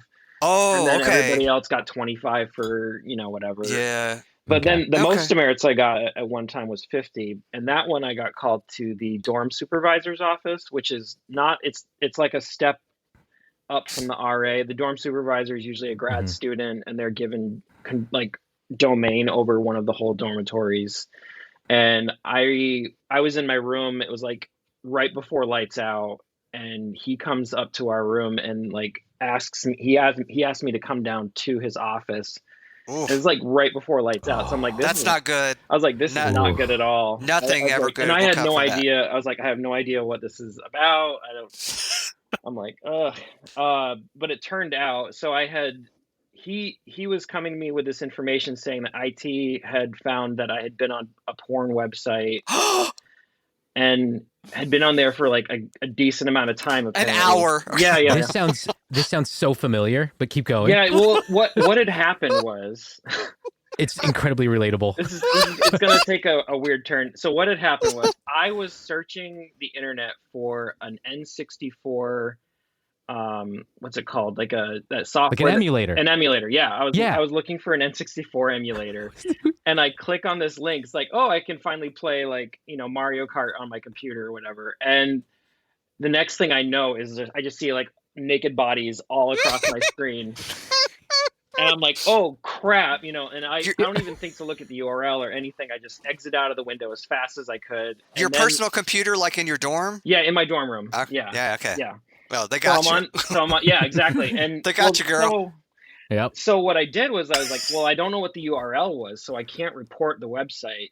Like, because the rule was if you come across an objectionable site, quote unquote, is what they called it. Like, love that. The rule is you're supposed to report the URL to the IT department so that they can block it and know that you didn't do it intentionally.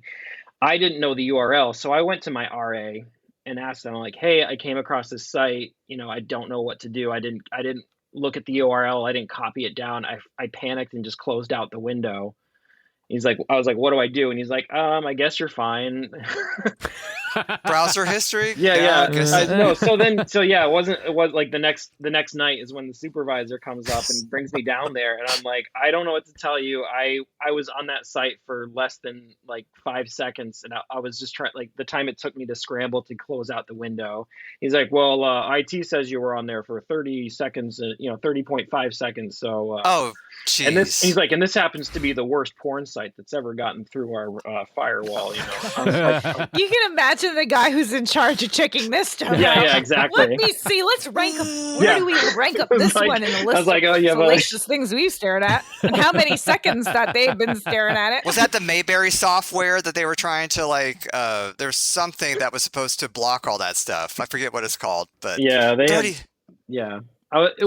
seconds. ridiculous because it was a very exact amount of time that was way longer than I was actually on it. I'm like, I don't know where you're getting this information, but suffice it to say, I guess the rule was if you get caught looking at porn, it's an automatic 100 demerits. And so for my situation, he decided to drop it to 50, which is failure to follow instructions, which is 50% Mhm. the demerits of whatever the offense was. Yeah. That's a good blanket one. If you don't like Yeah. someone, just failure to follow authority. Yeah, That's yeah. a good one. Yeah. Wow. So Yeah. that one got me social because I already had over 25. Mhm. But that was my freshman year. So I got scared because that was going to knock me out of being able to participate in the musical mission team the following summer. Oh, right. And that's very much a part of your story as well, was traveling with the musical mission team. Yeah. Yeah. Oh, yeah. Yeah. I had a similar incident, and it was the same. It ended up being the same kind of situation where they knocked it down to 50 demerits for failure to follow instructions or whatever. But I was just searching for. I had gone down this rabbit trail. I was working on a paper, and it ended up like taking me down some rabbit trail of, some niche internet thing, and I stumbled on this website that was kind of along the same lines, like video game emulation, but instead of pop-ups, it was down below the scrollable section of the site. Apparently, there was some pictures that were showing up under like little, GIFs or GIFs that were like, animated girls dancing. And the crazy thing was they didn't show up above the fold, as it were. So I'm reading the top part of the site. I never scroll down any further. So I'm on the site for a good like 10, 15, 20 minutes. Oh boy. Done with my research, close it down. Uh-huh. The dorm supervisor has a printout of the website. So 15 pages into this printout are the pictures in question. So I had to explain, there's no possible way I would have seen this. You do notice how all of the information that's pertinent to what I was working on is up here on page 1 or page 2. But you have to go all the way down to like page 15 to find the images that were flagged. So he, knocked me with like 50 demerits, which I think is also ridiculous. Like 50 demerits for what? Yeah. Yeah. Exactly. It's like you're just living in a constant culture where you're going to get in trouble even when you're not doing anything. Yeah. Like you're just constantly worried that you're going to get. Yeah. Yeah, I got nailed by our RA for roughhousing one time because I jumped off of the second level. Like they had the bunk beds in the dorms, and we literally all we did is hop down from the second bunk onto the floor, and he happened to be in the room below us and came storming up and was like, "You're roughhousing in here," and like didn't even ask any questions and was just like handed out the demerits and left. It was like, yeah, great. Now I have to go to the discipline God. committee and explain this. Yeah. Just a chunk out of my. Although I think I might have been mentioning this to Lance a while back, but the part of the discipline committee for me, it turned into something fun because I would coordinate with my other friends who were also called into the discipline committee that week, and we say, "Hey, do you want to stand in line together?" So we'd get like 5 or 6 of us. We're all standing in line. I wonder what we could be in trouble for this time. Wow. Yeah, that whole thing was fascinating, that you had to look for your name on the list, and then you had to you're required to block out a window an hour or so out of your schedule every semester for the DC line. And to me, it looked like it's kind of a public humiliation line because it's in the main school class building with all the classes, and the line would go in front of the front doors, and so you'd always have to excuse, or there was always a mad dash when people were going through the doors and stuff, but you then would have to state your name and then figure out what your crime was or that you were reported for, and then try to make your case, I guess, and then they would judge if it could be forgiven, erased, or applied, denied, whatever. So talk about a culture of shame. Yeah. All of what you know, but like how deep this goes, right? Like, I mean, it's one thing for your pastor to just get up and say, I'm going to teach about total depravity and how we're all disgustingly wicked and God is all ashamed of us and we need Jesus to take on God's wrath so he could accept us and love us. If it wasn't for Jesus, he'd just nuke us all. It's one thing to like be told that. It's another to be in a system that is displaying to you that constant reminder that you are bad, you're going to get in trouble for something. You're going to be publicly humiliated. You need to be worried constantly about being caught doing the wrong thing and being humiliated for it. Like, it's not just a teaching, it's a practice that's kind of in your face, in your everyday living, that you have to keep in your head at all times, or you get kicked out of school. You have to deal with your parents. You have to deal with what does expulsion mean? You got to deal with losing a job if you're working there. Like, it's it's a defense mechanism, and I think that's like why that shame, if we want to go with that theme of why I couldn't tell anyone the truth about it. I couldn't tell anyone, and I don't know what any conversations or letters that the administration might have sent home to my family. They didn't say anything about it, but when I went home, I had to make a decision, and I don't really go into this part in the chapter because there's just too much, but I didn't tell them the real truth until years later because I couldn't live with that, and I thought, all right, I'm going to make a personal promise to God. I'm going to start over. I'm going to be for real, and I'm going to be good. And first of all, I had to see, do you have a place for me at home? Because they didn't technically have to take me back. I mean, I'm an adult. I'm over 21 or whatever. But, I integrated myself back home. And that was a shameful process, too, of like, what are you doing back in October in the middle of the semester? Why? And, I just would I told my immediate family, I sent a shameful email and it's like, haha, I'm home again. And they're all like in different parts, they weren't living at home anyway at that point, but it's that shame of like, I can't bring myself to it. There are it's like a Sunday school lesson moment of like, Lance should tell the truth. He's got 12 hours to think about what he's done, and he's going to make a decision when he gets home, maybe not that night, but the next day. What do you think he should do? And you go over the scenarios. What am I going to tell? Well, I got to live at home. I have nowhere to go.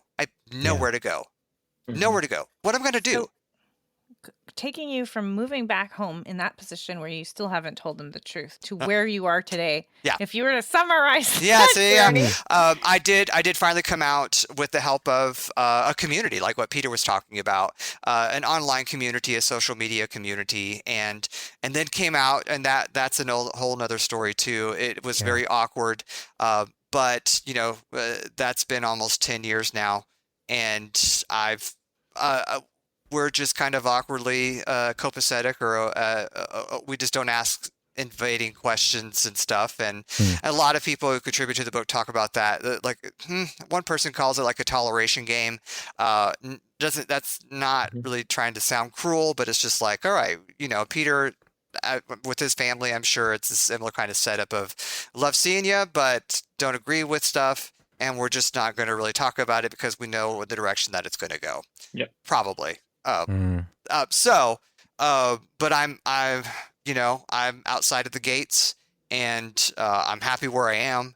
And a lot of people have a similar kind of trajectory that contribute to the book, and tons of people that Peter and I know who there just wasn't enough space to put everyone's story in here. But a lot of people that I know of who have to deal with that shame and figure out when can they come out. And so for Peter, when you're coming out a little bit later, it's funny. It's always like other people know it or are waiting for you to articulate that. And sometimes your family doesn't want to hear that. They want to stay in denial about it because there's always hope if you don't really commit to that. But that I think I end my chapter trying to be optimistic about like, okay, well, if I was raised to believe in eternal security of the believer, if I was raised to believe, and I was a kid who knew what he was doing at 5. I wasn't saved at like 2 years old or something.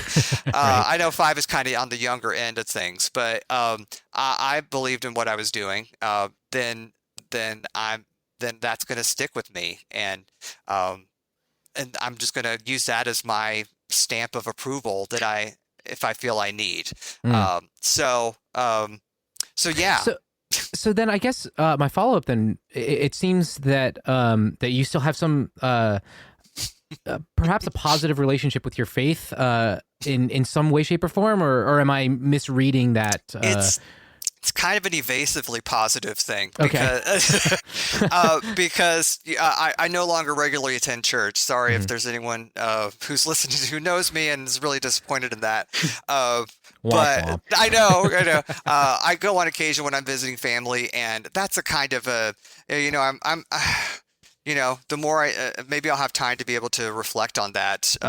Spiritually, I mean, the Christian agnostic term has been something I've been seeing thrown around that kind of interests me a little bit. But I was faithfully attending church here until I, in a weird dramatic way, came out to the pastor and stuff, and stopped going regularly to a fundamentalist church, and just haven't picked up on a regular basis for any kind of church. So, yeah, it kind of can do weird things to your head about, well, what does what I believe still apply to me? And where do I want to go with that? And, there are people who've been in the same situation who've written about it.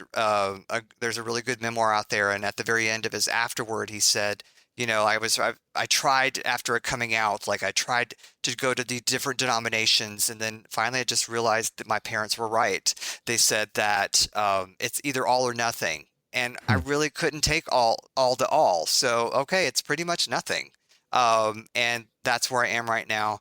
And it works for me. So, yeah, I think for me, that's the takeaway that I have, even for myself or for others who might not have had exactly the same experience. But I think we all need to be a little bit more comfortable with accepting that what works for me, and that I, as an individual, as a person, am more in tune with my spirituality than any ancient text, than any group or denomination or church or pastor could ever possibly be, because this is a very deep and intimate part of myself.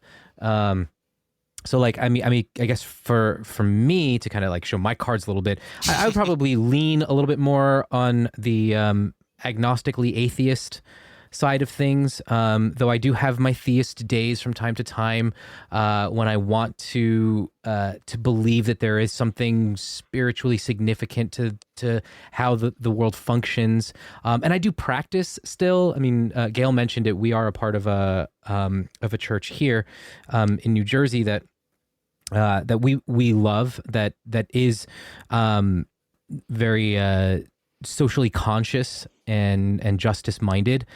But, there are those days like we were talking about earlier where hearing those passages or even like reciting some of those phrases just does not hit, and it doesn't feel authentically me. And so I guess like I'm kind of in this place of like, you know what?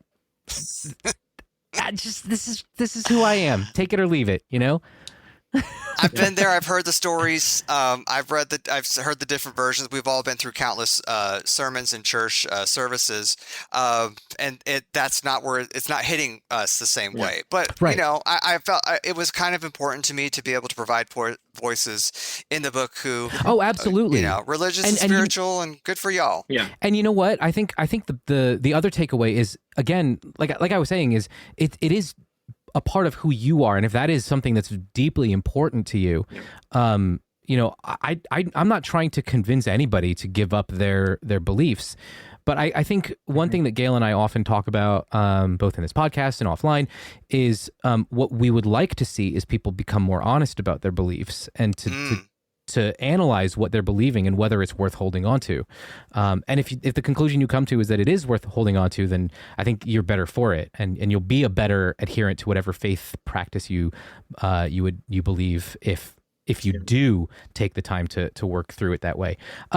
Lance, I want to talk a little bit more. I mean, we've talked around your book and we've talked about some of the stuff in your book, but I want to talk about your book. How did this come to be? Yeah. And how also, did you just go like, I'm going to write a book about queer students who went to Bob Jones?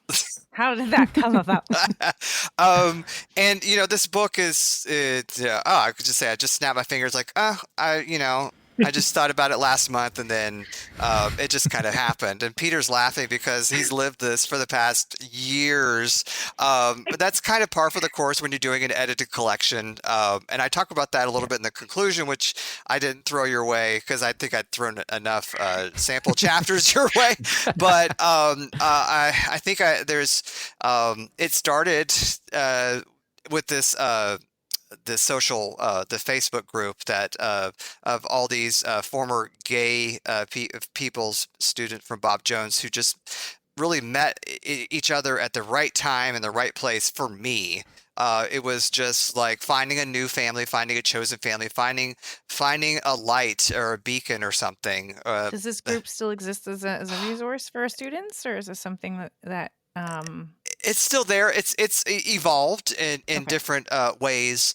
The original thing is still there, but it's evolved into other manifestations, and trying to be helpful too when the pandemic lifts up. But just finding one person, and I don't know how to non-cliche saying the "you're not alone" thing, or like it helps to see representation matters or whatever. But I mean, I don't know, Peter, I don't know if this feeling was the same for you, of just like finding one Bob Jones ex-student or former student or whatever who you found out was gay and not ashamed of it, or like finally owning up to it. Like, what did that do? Like, just it was transformational. Yeah. Yes. Yeah. That's the best word. That's the best word. It's like, what? And again, because of the surveillance culture and stuff like that on campus, which it breeds, you got to keep to yourself, which is also why Peter telling people that he's gay while he's still under contract, and other students who contribute to the book were like, yeah,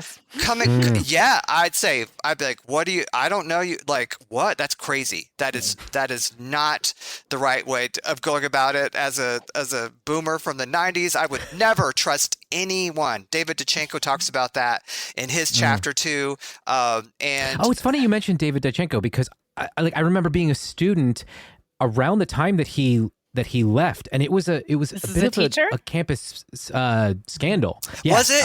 Yeah. I mean, I'm not like, oh, goody, tell me, but I kind of want to know, like, what did you? From the perspective of, especially, I think it happened when I was either a freshman or a sophomore, so it was early in my years at Bob Jones, and I remember, because I was in. Music wasn't my major or minor, but I was extracurricularly involved in music in a number of ways. And I believe, if I'm not mistaken, David Dachenko was on the music faculty there. And when he left, it kind of made waves. And I had assumed that he was forced out, but based on what you had written, he made the decision to leave, which is probably why that the rumors swirled the way they did.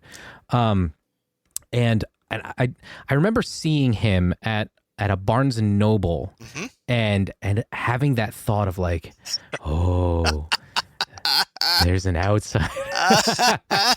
Like, what? Like, you probably didn't know him very well, but you're like, okay, No. if I knew him better, I might even come up and ask him, like, what's the deal? you're What right, happened? I knew who he was. I don't think he had any clue who I was. I was probably a freshman or a sophomore at that time. Yeah. It's and Peter and some others, the younger students talk about coming out or talking about their sexuality or their identities to these faculty members in the 2013s or whatever. And I'm just thinking, what are you thinking? Why would you tell anyone who you really are? The enemy, like anyone who has the power to do in your life and to turn you in, get the dirt on you. But David was really cool about it because he knew the game. He grew up in this system, and he'd been at Bob Jones for a while then, and he ended on his own terms. And he said, I'm going to finish at this school year. I already know what I'm going to do. And in his chapter, he writes about it very succinctly of like, I had this letter for these people, and I had my email ready to send out to people so I could tell them on my own terms and say it from my own mouth. And then I'm going to tell my church, I'm going to tell my family, and boop, beep, boop, and I'm out. So some people can do that, and good on him for being able to do that. But yeah, this whole idea of leaving on your own terms or not can really it can change your story a little bit, I guess. But And so your yeah. book is a collection of both Yeah. kind of stories. And it's a Yes. chance for people to know that they are not the only people who have taken this path through Bob Jones, right? Yes. Yeah. It's the epiphany. It's the transformational moment of like, okay, if the culture that's fostered there, and David, and I were there at the same time as students, and he says a lot of things that are overlapped with mine too. Of that, I was like, yeah, I'm right with you there. I don't trust anyone. I'm not going to tell anyone. But once you find someone else, this whole campus fosters this culture of don't tell anyone about yourselves, the true self. Once you find even one or two people, where 3 or 17 are gathered in my name, all that sort of stuff, it really does take over. You're like, what? Okay, I'm not an aberration. I'm not a perversion. I'm not an abomination. Y'all went through the same system and it didn't work. Da da da da da. So this book was this thing of like, okay, we're all starting to like, we got to do something with this growing nucleus. We got to do something. And so it's turned into like marching in the Pride Parade in New York City in 2012. And then Rich Merritt, who was one of the people who actually wrote his own memoir about the secrets of a gay Marine porn star. And that's a fun book. And so he and I were going to, he had first suggested doing something with this. And I was like, I would love to be a part of that. Do I have to put my name on it though? Because I'm not out yet. And then, fast forward to a year and I'm like totally out. And then he had to step down for the project. And so I took over. And then it was like, well, how do I do this thing? And the BJ Unity is sort of is this entity that is the public face of this, of queer, straight allies, former people from Bob Jones. And a lot of people, some people had written versions or earlier excerpt or versions of a story. And so I thought, okay, I can hit you up and say, would you like to be a part of this book proposal? I don't know exactly where it's going yet, but I really think we need to do something with this. So, so it was quite a years long process, but it's finally happening, and I'm really thankful for that. But yeah, the major things that we wanted to come away from this is to answer the 3 questions that I think probably Peter gets asked a lot, and Nate, I'm sure you get asked in different contexts too. But like, why would you go to such a controlling place? And for us, why would you go if you're queer? But then like, if you, number 2, if you didn't like it, why didn't you just leave? Which is an interesting rhetoric to, that you could talk about that in America or a lot of ways too, politically speaking, America. But, and then number 3, like, why and how did you get away from BJU and fundamentalism, the whole network? So I really wanted every kind of story to touch at least on those 3 things in their own way, however they want to do that creatively. And those 3 questions are helpful even for myself as I kind of work through this. I think I alluded to it earlier, but even in therapy, as I'm working through it with my own therapist and trying to regain a sense of these memories from my years at Bob Jones being my memories. She made this comment about how I describe some of these things as somebody else's memories. And what's helpful for me, I think, are those questions, asking those things like, why would I choose to go to a place like that? Why not just leave? I think for myself, even as a cisgender straight man, who has since spurned a lot of that ideology, I think it's helpful to think through some of that. So I thank you for putting that into my mind as I work through it, very selfishly, but thank you. Well, and you said other people's memories, that resonated with Peter when you said that. What did you mean by that? Disassociation, I think, is the right word to explain that sort of vibe of when you're talking about your own life story as if you're talking about someone else's story rather than your own. Yeah. I think there's a part of me that doesn't want to accept that I had elected to go there. That even given my story, even the fact that I spent nearly 20 years of my life in a fundamentalist church, and a fundamentalist elementary school, middle school, high school, that I wouldn't have chosen that place, right? Knowing what I was getting into, I couldn't have chosen that, and yet I did. And I have to wrestle with that fact. The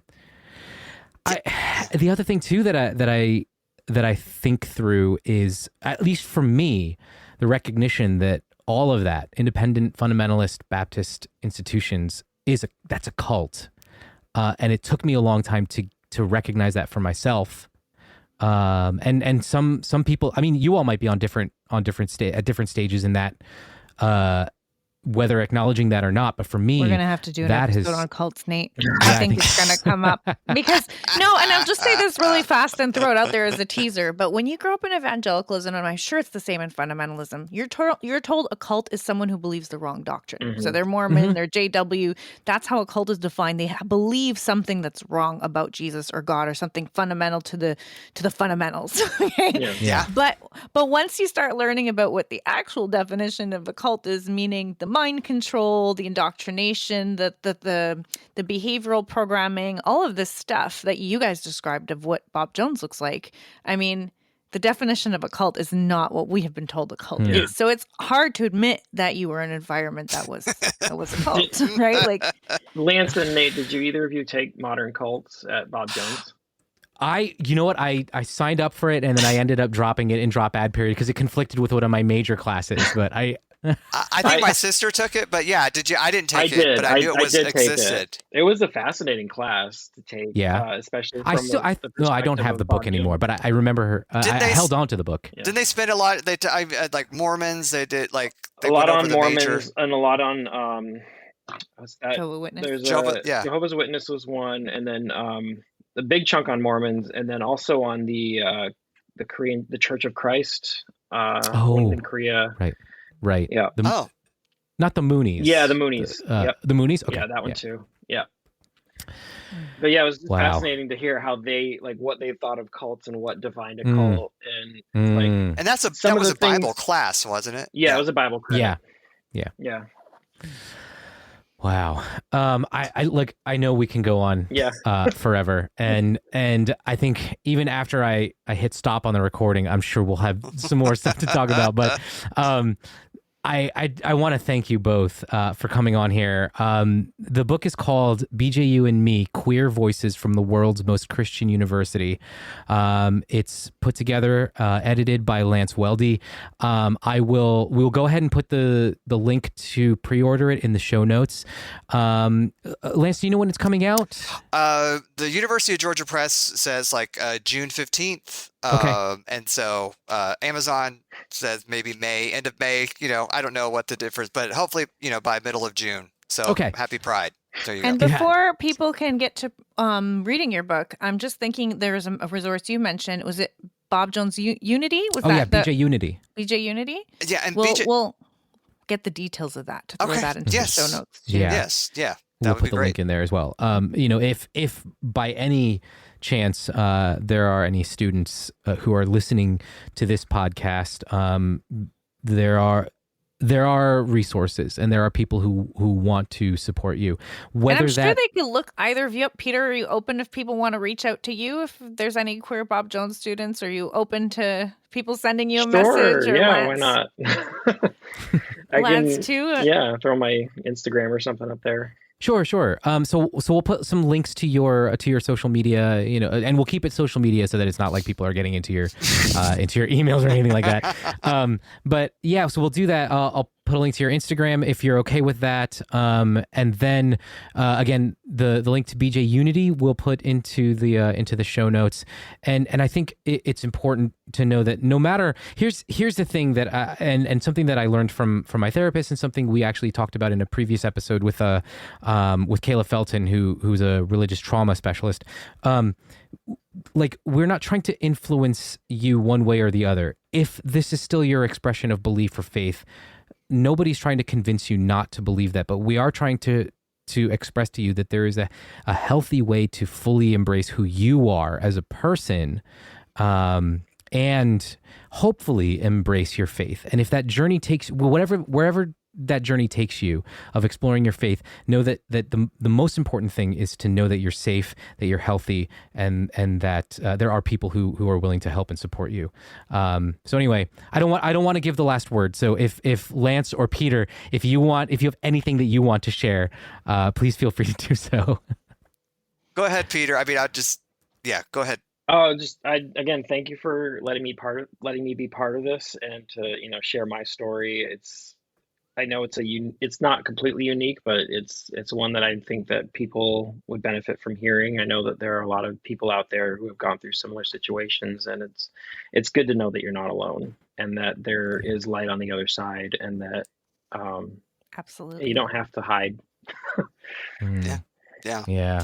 Yeah, I would just echo that too. And thanks for having us both on here. And I'd say thanks, Peter, for contributing to the book, because without these stories, we wouldn't really have this book. So I'm so happy that it's finally coming out. I can't tell you. And I know Peter will be happy to finally see it out too. Absolutely. But that's its own kind of backstory of how to get things published in this world, but that's another story. But I thank you both, Nate and Gail, for being fun people to talk to. And Nate, we will get back with you on how you did on your Creed recitation. I think you were not word perfect, and to pass orientation it has to be word perfect. So you'll have to find the TA and the admin building 101B. What was it? There's going to be a lot of Bob Jones reminiscing going on behind the scenes once this podcast is done. You have to sing "Praise Ye Jehovah" at least one verse of it before you can leave this podcast. But or sing "Just as I Am" without one plea. Yes, the